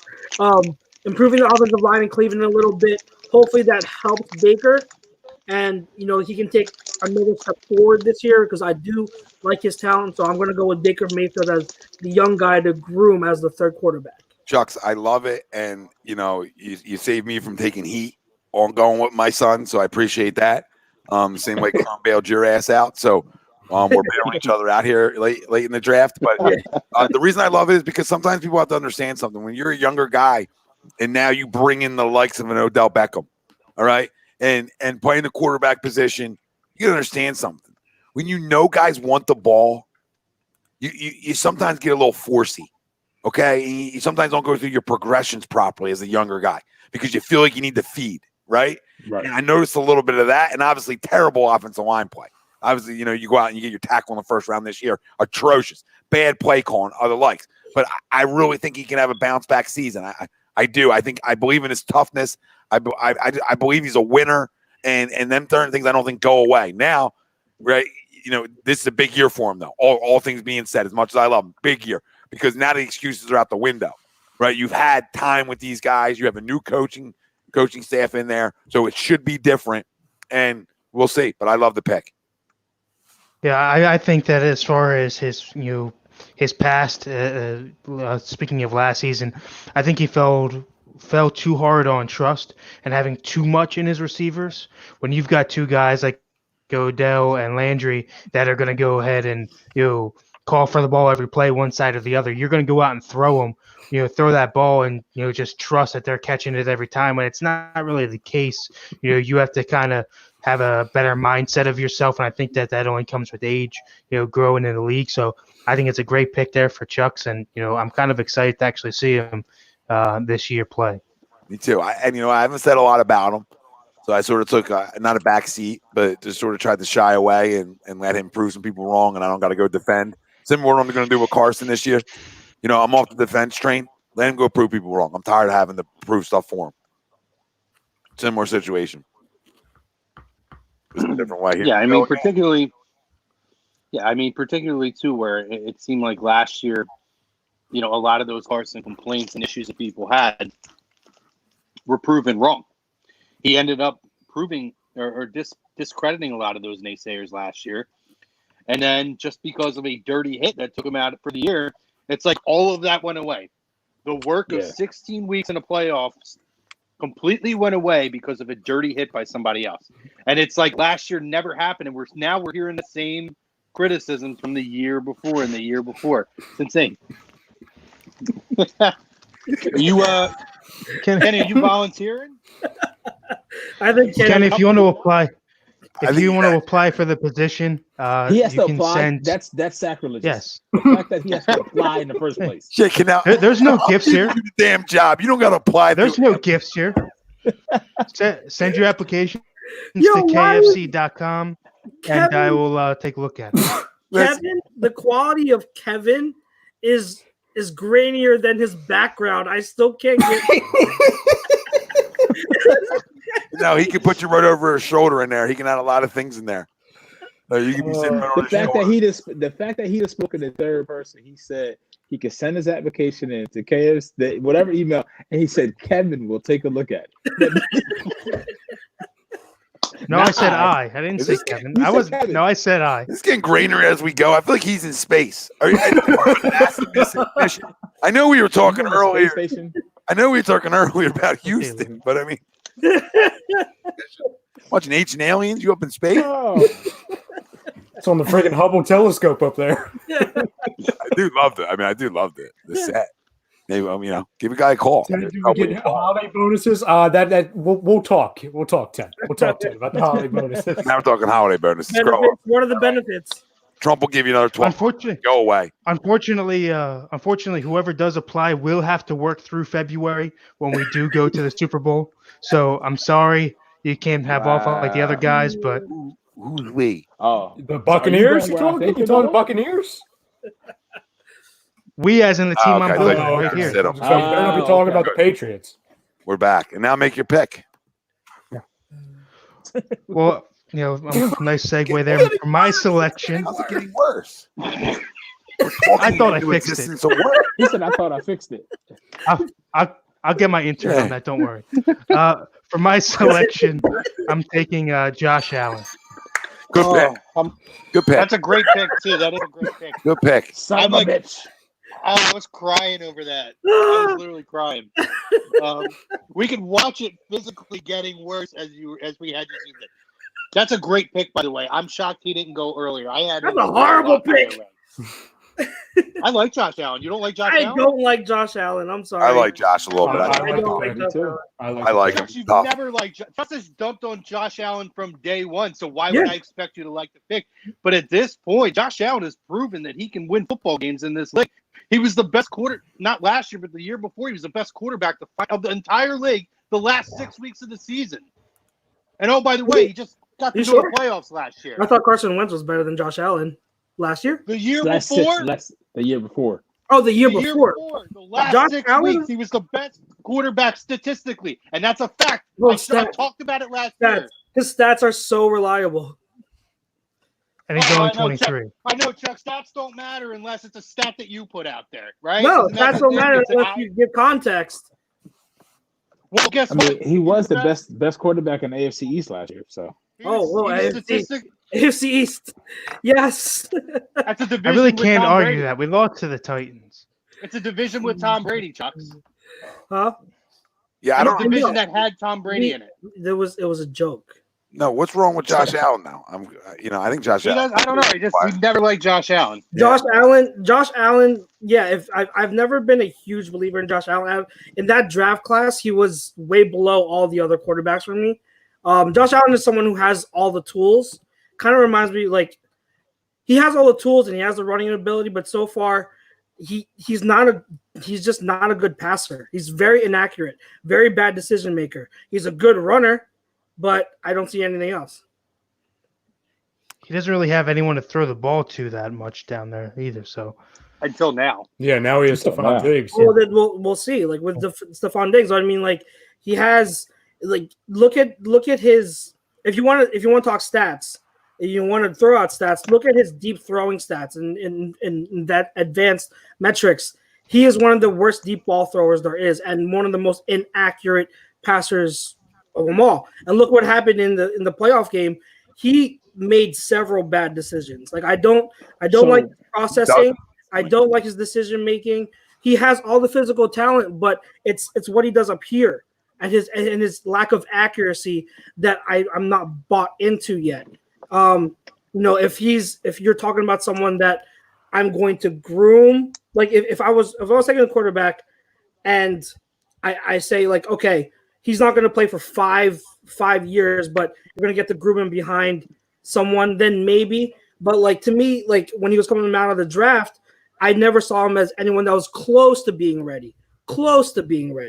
So I just, that's why I had him. I had all the other guys, Baker, Lamar, Sam Darnold, Rosen. I had them all higher than Josh Allen, because Josh Allen was a project, and I don't think he's near what he should, what he could be.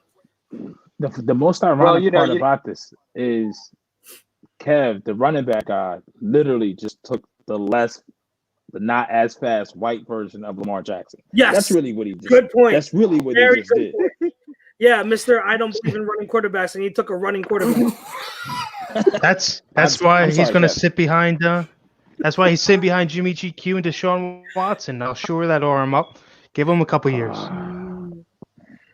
Oh God, he doesn't have to start. So this pick's a little tough, and I've pup again. I've thought about this a little bit, and there is one guy out there that doesn't have a home right now, and I actually considered him right now for a second. Ooh. But I steered away, and there's another guy in New York I like a little bit, but again, not really sold on. But there is a guy in this draft that I think is better than people give him credit for. And to me, I don't know if he had the talent around him in college like people think he did either. So, and I want somebody a little bigger to round this out. I want that guy who looks like a quarterback type guy at least. So, I was between Mr. Newton, Mr. Jones, and I fell on Justin Herbert to round out my quarterback class here. Ballsy. I like it. And the reason I think it is, I think he's an underrated guy right here. I really do. I think he's going to succeed in LA without a lot of pressure that people think there is or isn't any. I think he's going to succeed out there. I think he's going to be better than people give him credit for, because in terms of measurables, everything's there. Everything's there. I know there's some big games and there's some question marks, A, B, C, and D, but everything you hear about the kid, he wants to win. He's smart, which is so important. And in the leadership qualities that I think he has, again, that he doesn't get credit for, are there. So, I think this is a guy who's going to be able to relax. I think first off, in LA, he doesn't have to play year one, right? So he's going to be able to sit back, game slows down. And now with my team, the same thing, so I think to be able to, with him having time to develop, I think it's going to help him more than a guy like Burrow who's got to play day one in Cincinnati, if that makes sense. Sometimes that can hurt you a little bit. Just at the beginning, you can get around it. But I think sitting back for this kid's definitely help him. Definitely will help him. Same with me. I got a lot of confidence in him, man. I believe in him a little bit more than people do. He's a sleeper quarterback in this draft. He really is. Yeah. If Burrow don't win, if Burrow don't do what he did, and Tua gets hurt, this guy probably goes one. He probably goes one if Burrow don't go on a run like that. Burrow just has a really good year. Remember, he was supposed to go. There were rumors about him coming out of the draft the year before, and he was supposed to be the number one quarterback and the guy that the Giants were projected to potentially take. Mm-hmm. So it's, 1 year later. This is why it's so tough. Like, I forget who asked before, but this is why I don't project and say like, oh, I'll just wait till next year's draft, because you really don't know what's going to happen.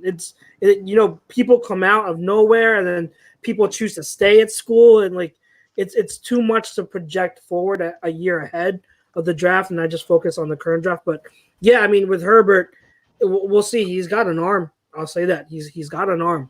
He just got the athleticism.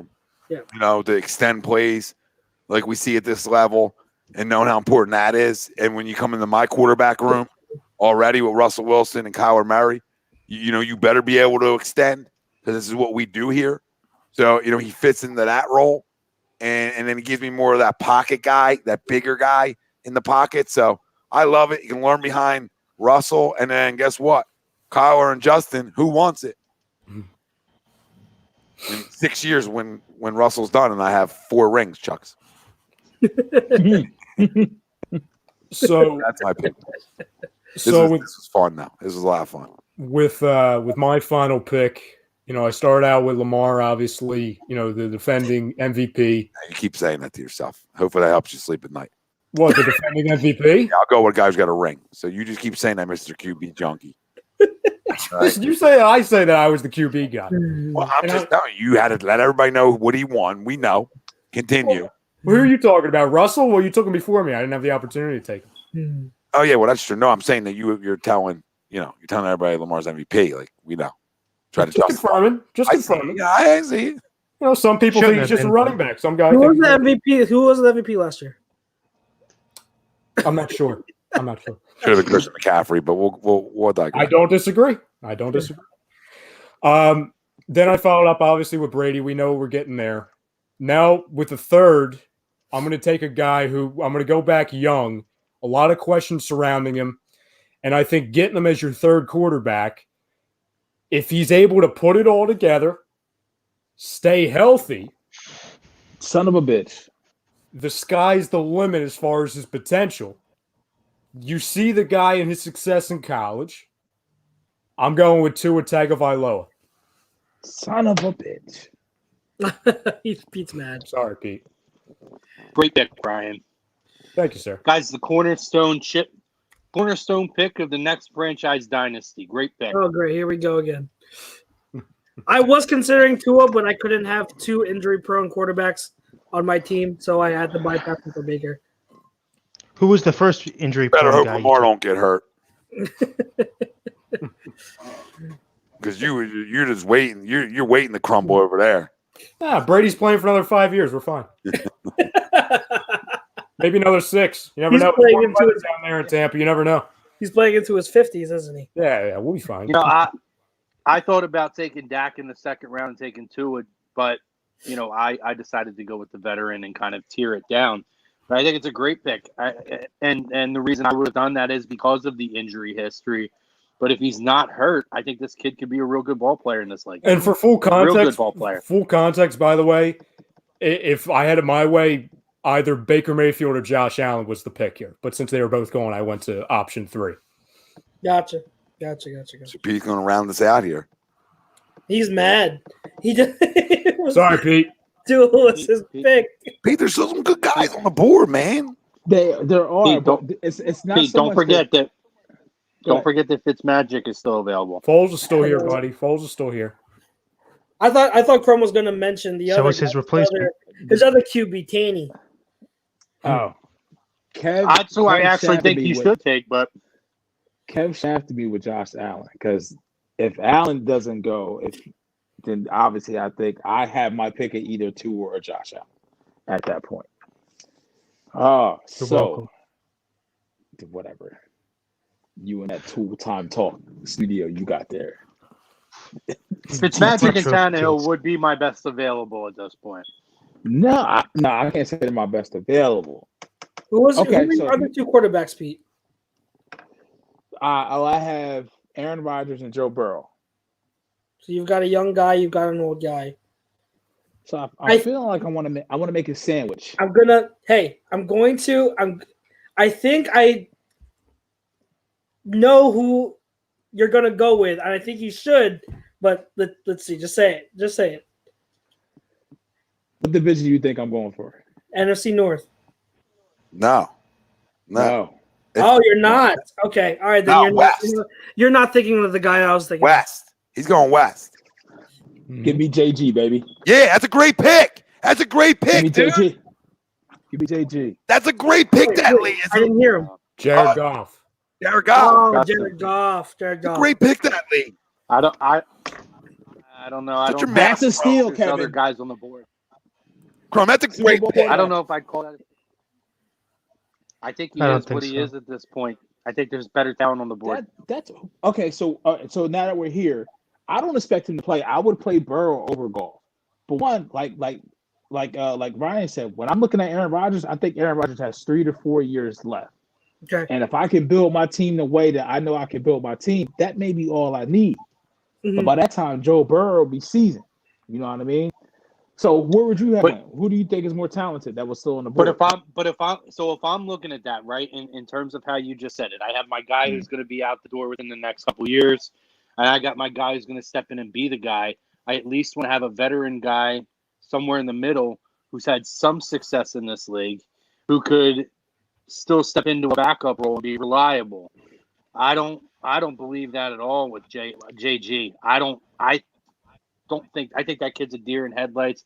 I think he's a product of the talent around him, and I don't really believe in him. This could have been a spot for a Matt Stafford or a Ryan Tannehill type of a quarterback or a Cam Newton at this point. I think those guys head and shoulders way above him. I gotta agree. I think Jared Goff is a top 25 quarterback. I have him very low in terms of a lot of the quarterbacks in this league. I understand it. Okay. He's had some success, but I personally, for me, his success is a product of the team that he's with and the players that's been around him. Yep. I thought you were very good point. I thought you were going to go because I know that you like him too, like I do. I thought you were going to go Matt Stafford because I really wanted to. So did I. Yeah, because like I would have went Kirk Cousins over him. I mean, there's a lot of guys I would have did over JJ. I would have gone Kirk Cousins over him too. I would have definitely gone Kirk Cousins over Jared Goff. See, I would have gone. And then now we're getting fucking the other way. disrespectful. Now we're getting disrespectful I think it's close. because of a little baby hand conversation. Are you guys kidding me? The one guy's the biggest underachiever in the National Football League. While another guy went to a Super Bowl. Are we okay here? Stop it! Because it's not all about numbers all the time. And Kirk Cousins. I didn't say that. Chrome. Tell me what he did in that Super Bowl. He didn't do shit. Did he? His coach didn't do shit though. What Kirk Cousins do? Listen, Kirk Cousins played for a shitty organization for years and still was a halfway decent quarterback. And I still believe there's a couple. They could have been to a couple of Super Bowls if it wasn't for fucking call that the officiating call that got fucked up on the field. Chrome, but stop it. The what ifs, okay? Because now we can do this all day. No, what if? The fact that the matter is, one guy has underachieved his entire career, got paid big money, never wins big games, right? Maybe one in his career if you want to consider it big, period. While the other guy went to a Super Bowl. Okay? We're just going to discredit that? Fucking Rex Grossman went to a Super Bowl, Tom. I don't give a shit about we're comparing Rex Grossman to the number one overall pick of the draft right now. That's what we're doing. We're comparing Rex freaking Grossman to Jared Goff right now. So we got to get. I know the interview was long earlier, babe, but that nap ruined you. Show me. I got too much. Me and Tom arguing. It's Tom and Chrome. I like just sitting back. I gotta protect my man Pete. That's a good pick. Your brain is disintegrating worse than fucking Kevin's service over there. Okay, you got to relax. Whoa. I'm not gonna argue. I'm not gonna argue for Kirk Cousins, but I still think like someone like Matt Stafford. A lot of people on the board I don't go over Jared Goff at this point. I love Matt Stafford and the numbers and all that cute stuff. What has he done? He win nothing. I'd take him over Jared Goff. The guy. Why? See, I don't. You got an NFC title under your belt. We're acting like that doesn't mean nothing now. In his and what? he did that on the road in overtime. Yeah.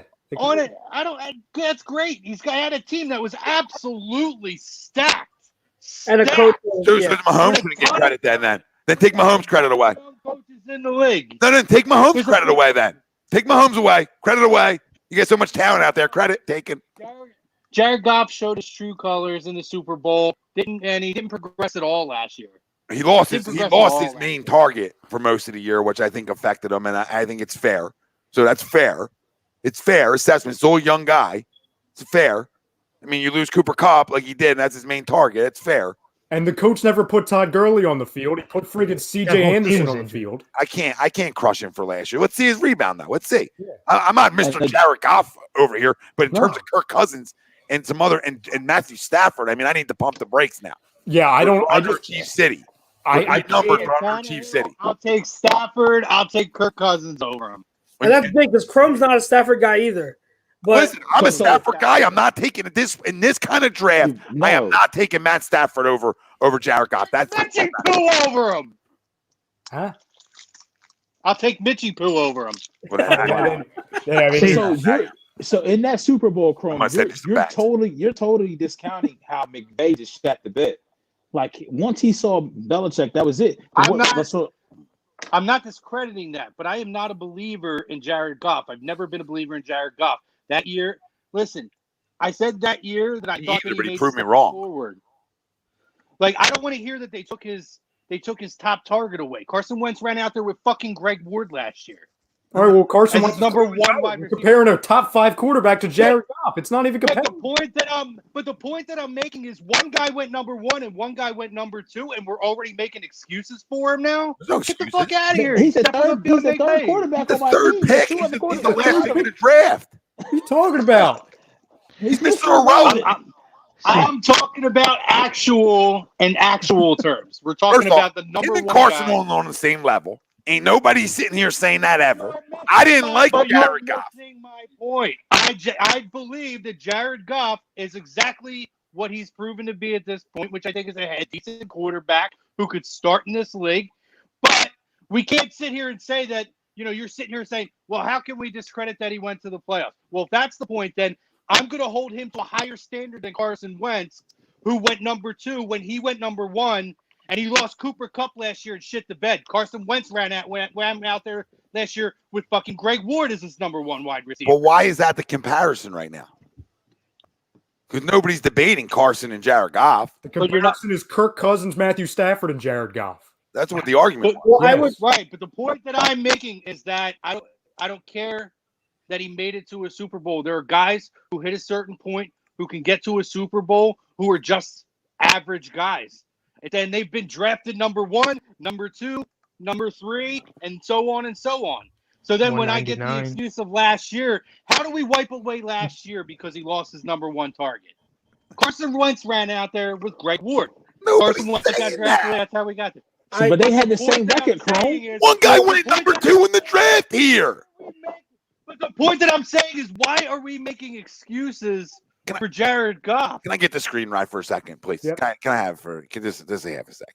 Yep. Who is making excuses for the Mr. Irrelevant of the draft?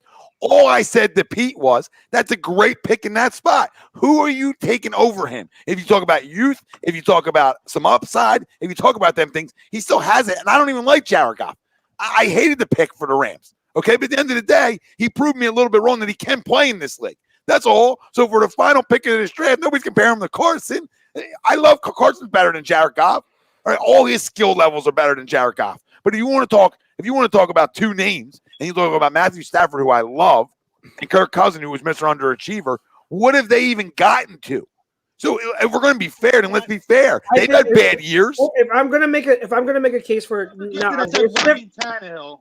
I said Tannehill and Stafford. I threw in Kirk Cousins. Tannehill's after the outrageous. fact. That's outrageous. I'm gonna make a I case. disagree because I always thought Tannehill was a good quarterback if he could ever stay healthy. In That's this league. blasphemy. And then last Even I year, say he had a decent team Blasphemous. built around him. blasphemous. When When it comes to he has a decent team built around him, he went to Tennessee and he showed that he could be a guy who could go to the playoffs. What? and win Hand a the ball playoff to game. hand But the see, ball the to same Derrick Henry? decent team around him, Goff took a But team it to the doesn't Super Bowl. matter. It does But matter. It's called context, Chrome. What are you talking about? He handed the ball to Derrick Henry. What are you talking about? He threw the ball 8 times. What are you talking about? In one fucking game, but he played in the other. What game? Let's not forget about the plays that he made in New England against New England. Or I'm sorry, what was the I forget who they played after that, where they lost. Remind me. Chiefs. Kansas They City, played right? Baltimore. Chiefs. Or Baltimore. Yeah, in Kansas. Was it Baltimore? I thought it was No, Kansas it's New City. England, Baltimore. They Kansas lost to City. Kansas City. Okay, you're right. Anyway, in that second playoff game they lost, he's the one that kept them in that game when Derrick Henry was ineffective. So, yes, they won against the Patriots with Derrick Henry running the football, but he showed that when he needed to step in and make plays in that game, when they needed a guy to step in, when they lost their franchise quarterback and he was signed as a backup, he stepped in and showed that he can lead a fucking football team and lead them to a playoff win and give them a shot to get to the NFC or the fucking Super Bowl. So, yes, absolutely. He proved last year that if he's healthy, he could be a good starting quarterback in this league and top 20 quarterback in this league. Jared Goff, in my opinion, is a top 25. Ryan Tannehill, when healthy, can be a top 20 quarterback in this league. And he proved it last year. Yeah, Tannehill's So better. there's no context. I'm going to okay. I've been trying to make a point, so I'm going to go. If I'm going to make a case for Stafford over Goff, like I get it, Stafford. I'm not crowning Stafford as like an elite quarterback. We're in the context of this is Pete's 3rd quarterback on his team, and we're in the tiers of like top 15 to top 20 quarterbacks, right? So that's the context. No one's crowning Stafford. So with Stafford, the way I see it is like Stafford has always had so much talent in terms of his God-given, but he has one of the best arms in the league. He always has, and he's tough as nails. I would never forget that one game where he came in and he threw a touchdown pass late in the game with, what was it, a separated shoulder or something like that? Yeah, dislocated shoulder. Dislocated shoulder. Like, he's shown he's tough. So when I'm comparing it, like, I put it this way: if you were to put Stafford on that Rams team with that coach and that talent, what does he do? Does he succeed just as much as Goff? Does he do better? Does he do worse? To me, in my opinion, Sean McVay is able to do more with a guy like Matt Stafford, who has a strong arm, who has mobility, whereas with Goff, he's a pocket quarterback, an accurate quarterback in the intermediate levels of the field, but when pressure gets to Goff, he is shown to be one of the worst quarterbacks in the league, and that's his Achilles heel. But with Matt Stafford, he's good. He has that mobility. He makes plays outside of structure, and he has the arm to throw deep. You want someone like all those receivers that go deep? So Stafford is someone who can throw to him. So in terms of talent, Stafford is an underachiever, but I'm just comparing Stafford to Goff, you can do more with Goff. And you can do more at Stafford. I'm sorry. You do more at Stafford because you just can't. I'm looking at all the context of what team did Goff have around him. And I'm telling, like, I've been someone who said that team is Sean McVay. It's not Goff. It's Sean McVay. Mm-hmm. And you're talking about the Super Bowl they played in. They didn't score any touchdowns, but in that Super Bowl, when Sean McVay couldn't do anything, did Goff do anything? No, he couldn't. Did the guy throwing the football doesn't get any credit? Did the guy throwing the football gets no credit? Wait. Hold the hell on. So the guy throwing the football gets no credit? It's all Sean McVay. Sean McVay taking the snap. He's doing it himself. You just said that. Sean McVay's reading everything himself. Sean McVay's dropping back, calling the play, and reading stuff. What is it we talking about right now? Are we okay? I just let you talk. Sean McVay was in Goff's ear, is always in Goff's ear until making throws. It's a robot. I got you. He's the one reading the defense and telling Goff to do all this thing, so that can't go ignored. Out of here, dude. You never played a snap in your life. You never took a snap in your life. I never said Goff. First of all, Chuck, you can keep talking, or you can let me have a word in. Because if you missed it, I own this fucking shit. So when I got something to say too, I'm allowed to respect. They get it off my chest. Okay? So have a little respect back, because I let you talk. I sat here. Now I got a rebuttal for you that you can't handle. You're going to try to talk over me. Here's my rebuttal. You never took a snap in your life, ever in the history of football, if you think that the freaking head coach is making the reads. That's the most outlandish statement in the history of A2D radio, if you're going to stand by that. Facts. Okay. All right. Facts. Read the tape. It's the fact that everyone has stated. It's been stated over and over. Over and over it's been stated. You guys listen to everybody else but your brains. I'm the crazy one where I'm the one that's making lies. All right, cool. All right, Tom. Cool. That was fun. So Pete, Chrome, I do have some notes for you on the Tannehill thing. On those games where he put the team on his back, how many completions do you think he never said that? Don't put a quote on something. Times it was on tape. And don't you dare. You said it 3 times. It's on tape. No. Because I'm getting texts saying, did he really just say he put the team on his back? Let's not do that. It's on tape. No, I said that he stepped. If I said stepped in and I never said he put the team on his back. If I said that, I misquoted. What I said was he stepped in a tough situation, and he made plays to keep that team going and put them in situations to win those football games. Okay, so when he so if I said that, okay, so I'll change it. That's not exactly what I meant. Okay, so I'll change it for you. When he was putting the team in, he was a non-factor, and it was all Derrick Henry. Is an absolute. It's preposterous. Never said that. Never said that. My question is, when he put the team in position to win, how many completions did he have in those games? Oh, I don't have the stats off the top of my head. 8 and 7. 8 and 7. Made big plays down the stretch, though. Made big passes down the stretch. Yeah, you know what that play was? That play was, here, Derek, run that way. Nope, that's not exact. That's not even what it was. The biggest play he made in those 3 games was he had that one play action pass against the Ravens in the divisional round.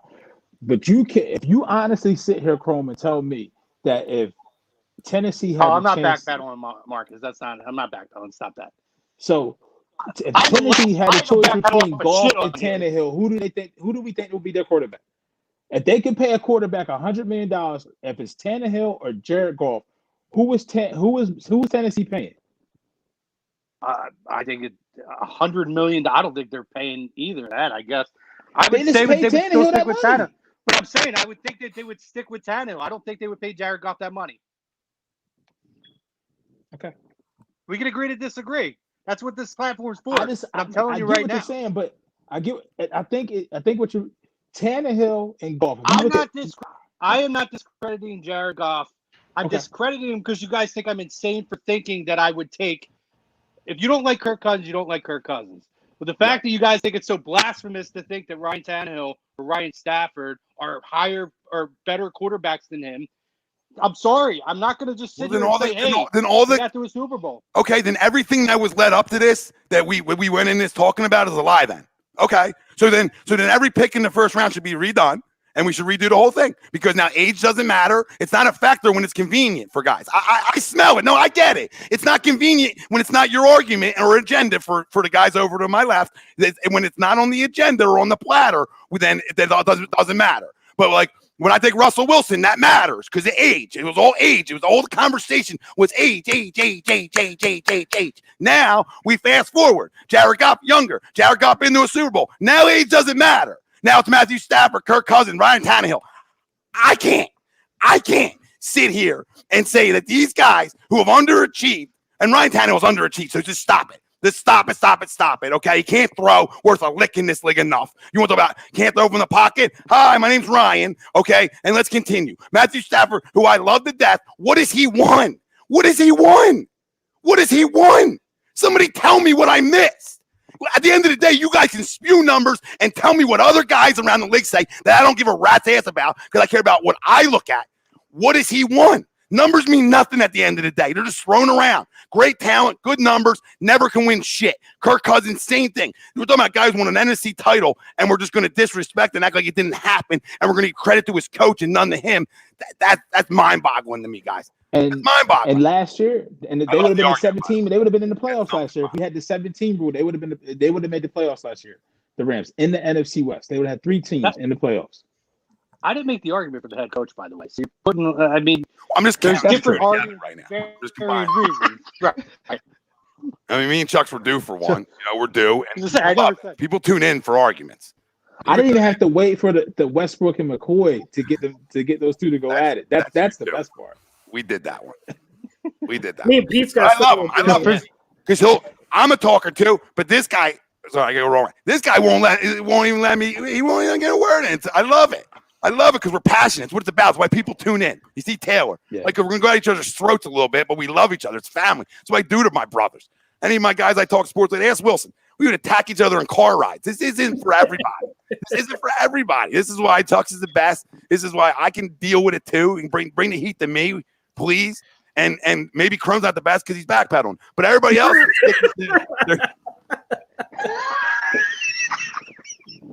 No, and Chrome, the only reason why we came at like that, you came out listen, we're not even going to get into the backpedaling. We're not even going to get into anything backpedaling. Because first of all, I ain't backpedaling off anything, number one. Number two, you're talking to the fucking guy who pushed for the Dolphins and is still on the Mitchell Trubisky bandwagon on his fucking station. I ain't backpedaling off of nothing. That's more of an indictment than a boost up. That's more of an indictment. Listen. So, I plant my feet in the ground and I stick to my guns. I don't even know Papa got me jacked up. One thing Chuck said, he just set me off. Everything else I agreed with him on. I was waiting. By the way, I did look up the article where it showed that the Rams hurry to the line so that you know how they have the headset and they have the mic in the headset for the quarterback. They explained that McVay hurries them to the line so McVay can read the defense, order the plays to and the adjustments to Goff until there's 15 seconds left, and that's when the mic cuts out, and then Goff does the rest. That was literally the only point I was making. I wasn't saying that McVay's doing everything. I'm saying that he started that, and that was something that was brought up because no other team was doing it, and so that helped Goff's development. I never said that like it was all about McVay. No, that's fair. Goff is. I don't want to get back to my original point and then my original statement when I started. Goff is a starting quarterback. Like he's a starter in this league. I'd never wanted to say that he's not trash, or anything. I'm just when you're getting to that tier of top 15 and top 20, I'm starting to nitpick. I have to nitpick and find, okay, what are the little things that are going to give do I see as an advantage to Stafford over Goff? And that's what I'm saying. But like, I'm not saying that Stafford is miles ahead of Goff. I'm just saying like, if I'm going to try to pick one, like I feel like I can do more with Stafford than I can do with Goff. But Goff is a starting quarterback in this league, and that's I never would ever want to take that away from him. You had a gun. The only thing was Stafford's ability is better. I mean, I don't think anyone can question that. But he's starting to get hurt. That's a good the point. problem. That's a good point. That's the problem. So when I'm looking at this, like you talked about, we're looking at the original question was a draft where we can build a team. So I have 3 tiers to where if Burrow's not ready yet, I can have Goff to come in. But ultimately, ain't nobody taking that shit from A-Rod, and ain't nobody he ain't gonna let you take it. He's not gonna let you take it. So he has to. You have to come in there and ball out, and then Aaron can ride off into the pasture with Danica. Him as being the best quarterback thrower of the football I ever seen in my entire life, and just go from there. I can just have a smooth, easy transition where I can go back like this. Because guess what? That leads right to my point. Go ahead, Kev. That leads right to my point. I would go the exact opposite. I would go the opposite direction that you guys are going, 100%. If you've got a guy in Aaron Rodgers who's obviously a great thrower of the football, and he's going to be there, you're planning another at least 4 years, 5 years, and then you got a guy that is the most football ready in comparison to him in Burrow, I'm going the opposite way. I'm looking at a flyer on my third round guy. I'm taking Minshew there. I'm taking a guy that's got high upside, and it's not going to matter on a 3rd round pick. I was trying to do that, Kev, but you took Josh Allen. Well, Josh Allen wouldn't be the flyer there. I actually feel like Kevin's reporting from Mars right now. Mm-hmm. First guy there. Might be. I thought we were waiting to 2023 to get the first people up there, but Kev's already ahead of the a little quicker for A2D, I say. Hey, we've gone interstellar apparently.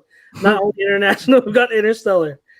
But guys, that was a ton of fun. Frank, is there any way you can put up on just whoever? Yeah, let's do the draft round recaps here. Yeah.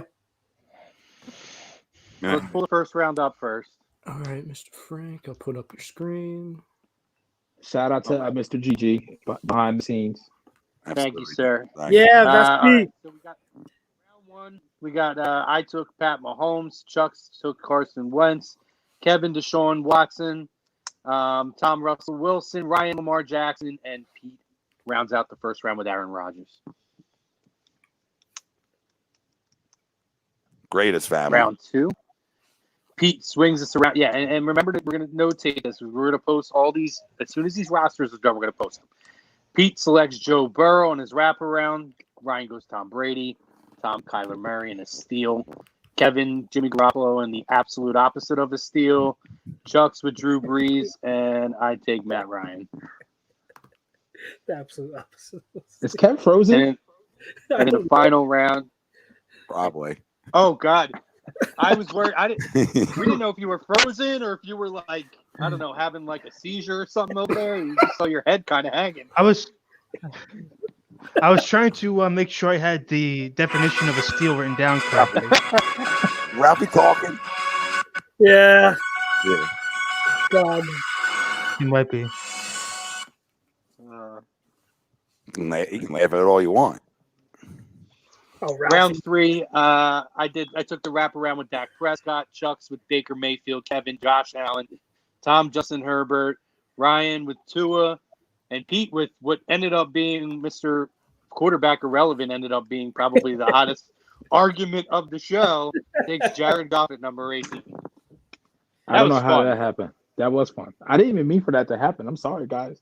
Hey, that's when the best arguments happen, when you don't mean for them to happen. Yeah. You left me no options. So that's where we're at, guys. This was freaking awesome. This was a lot of fun. Yes, Remember, next week we're going to be doing running backs. And I mean, we're at Are we that keeping 2 hour the mark. same order? No, I'm gonna randomize it every week, so that it can be like because I'm gonna randomize it every week. Guys, ton of fun. So much fun. Lots of fun. Lots of fun, guys. Anything else for the cause from you guys before we head out? No, just love the arguments. I love that the family loves the arguments because that's what it's about. And at first it was went pretty smooth in terms of a lot of agreements. I think we were all on the same page for a while, and then all hell broke loose, which is expected, which I love. I live for. Kevin started with Jimmy GQ, and I feel like things took a real big turn after that. When Chux got the dog, when Chux got the puppy, things were starting to heat up. But listen, we want to thank Tom for joining us, Frank on the back end, Mr. Brodo, as always, doing what you do, Kevin, Chux, Pete, great show. We want to thank our doctor, Dr. Paul Vidal at Specialized Physical Therapy. Check him out. No appointment necessary. SpecializedPhysicalTherapy.com. Ambuck services, gutter guards, gutter cleaning, tree trimming, deck installation, restoration, any of that stuff you need. Promo code, let them know A2D sent you. You get 20% off. Check them out, ambuckservices.com.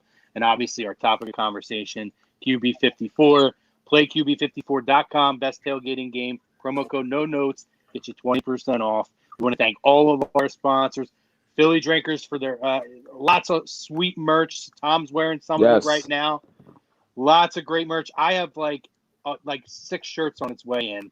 So I'm pretty pumped about getting. There we go. We got hats, guys. There's probably 35 to 40 plus items on there. There's also COVID related stuff. Sorry, Chrome. I mean, you can protect yourself with some A2D gear. Get yourself a little neck. If you're tired of wearing those face masks, traditional. You want to add some little style, some pizzazz. Sprinkle a little A2D magic on you while you out there. Got to go out for the must and the essentials. Go ahead and get yourself an A2D neck gaiter. I got 3 of them coming. So, get your mask and listen. Right now, there is an awesome Quarterback Factory shirt. Great show here today to promote that Quarterback Factory shirt. The design is fantastic. I'm telling you. You can get it in multiple. It's available in different colors and sizes. And if you use the promo code A2D, guys, it gets you 25% off. Where's the flat screen? They are for sale. It's an HD. Red tone. Red tone. The red tone. But yeah, look, Philly Drinkers. We got the link in here, guys. Go check out the merch. It's really good. We got show shirts for all of our shows. The Fix AM and the PM. Agree to Disagree, Birds of a Feather, Lazy Booking, all the shows that we're on, and all the other shows on this platform. Tomorrow, our boys up here in the top corner, they're going to be merging shows tomorrow night, AM and the PM, as well as the Fix, and these guys are going to be bringing more awesome content. It's always the opposite of what you think it is. It's weird. It's not mirrored. So the Fix, and Gavin, there you go. The Fix and AM and the PM, they're going to be doing a combo show tomorrow night. Ryan and his gang. Tom and his gang. It's going to be a good time. And again, go back and check out all the great interviews that we've had on over the last couple of days, couple of weeks. Gavin, zero fucking respect, Gavin. All right, Gavin. How many Wednesdays have been on, babe? All right, that's how you tell me you want to listen to Frank more than me, Gavin? Oh, Jesus. Oh, get us out. That's what you're telling me? Look at him get upset. Look at him get upset. If you get upset, honey, he ain't built for you, babe. All right, I'm going to tell guys all the time. If you can't take a little jab from me when I'm having fun with you, that means I love you and care about you. All right? It's a joke. I can't put him on screen. Look at the hair. Put him on screen. Great. We can't. All right. He's got great head of hair right now. Look, I guess my bowl cut. He does have some flowing hair right now. No, he said no. I'm translating. He's translating. He's so upset. So upset. There you go. I'll take the finger. I'll punch you square in the fucking mouth. Guys, great stuff tonight. Appreciate all of you. We'll be back next week with running back. So for all of us, stay safe, stay home. I'm waving the towel. As our boy Vinny said earlier, Vince Papali, stay home, stay together, and we'll get through this together, guys. Have a good night. Yeah, Chux, thanks again, and Rye for coming up with this idea and even though Frank's an asshole back there, thanks again for sticking around and handling the graphics for us all night. Thanks, Frank. Do appreciate it, seriously. All jokes aside, because got to make sure I end it appropriately. Oh, here we go. We got another JJ Trilla. This guy ever stops. Hey, this guys, we're making cream on this one. Guys, we're gonna get paid now. We're making it right. He's got that Jerry money over there throwing it at us. He's in the spaceship. Yeah, is he on the yacht too? Coming in. That wasn't no damn yacht. That was a spaceship. He was in Mars. Guys, have a good week. Take care. Have a good night. All right, talk to you, boys.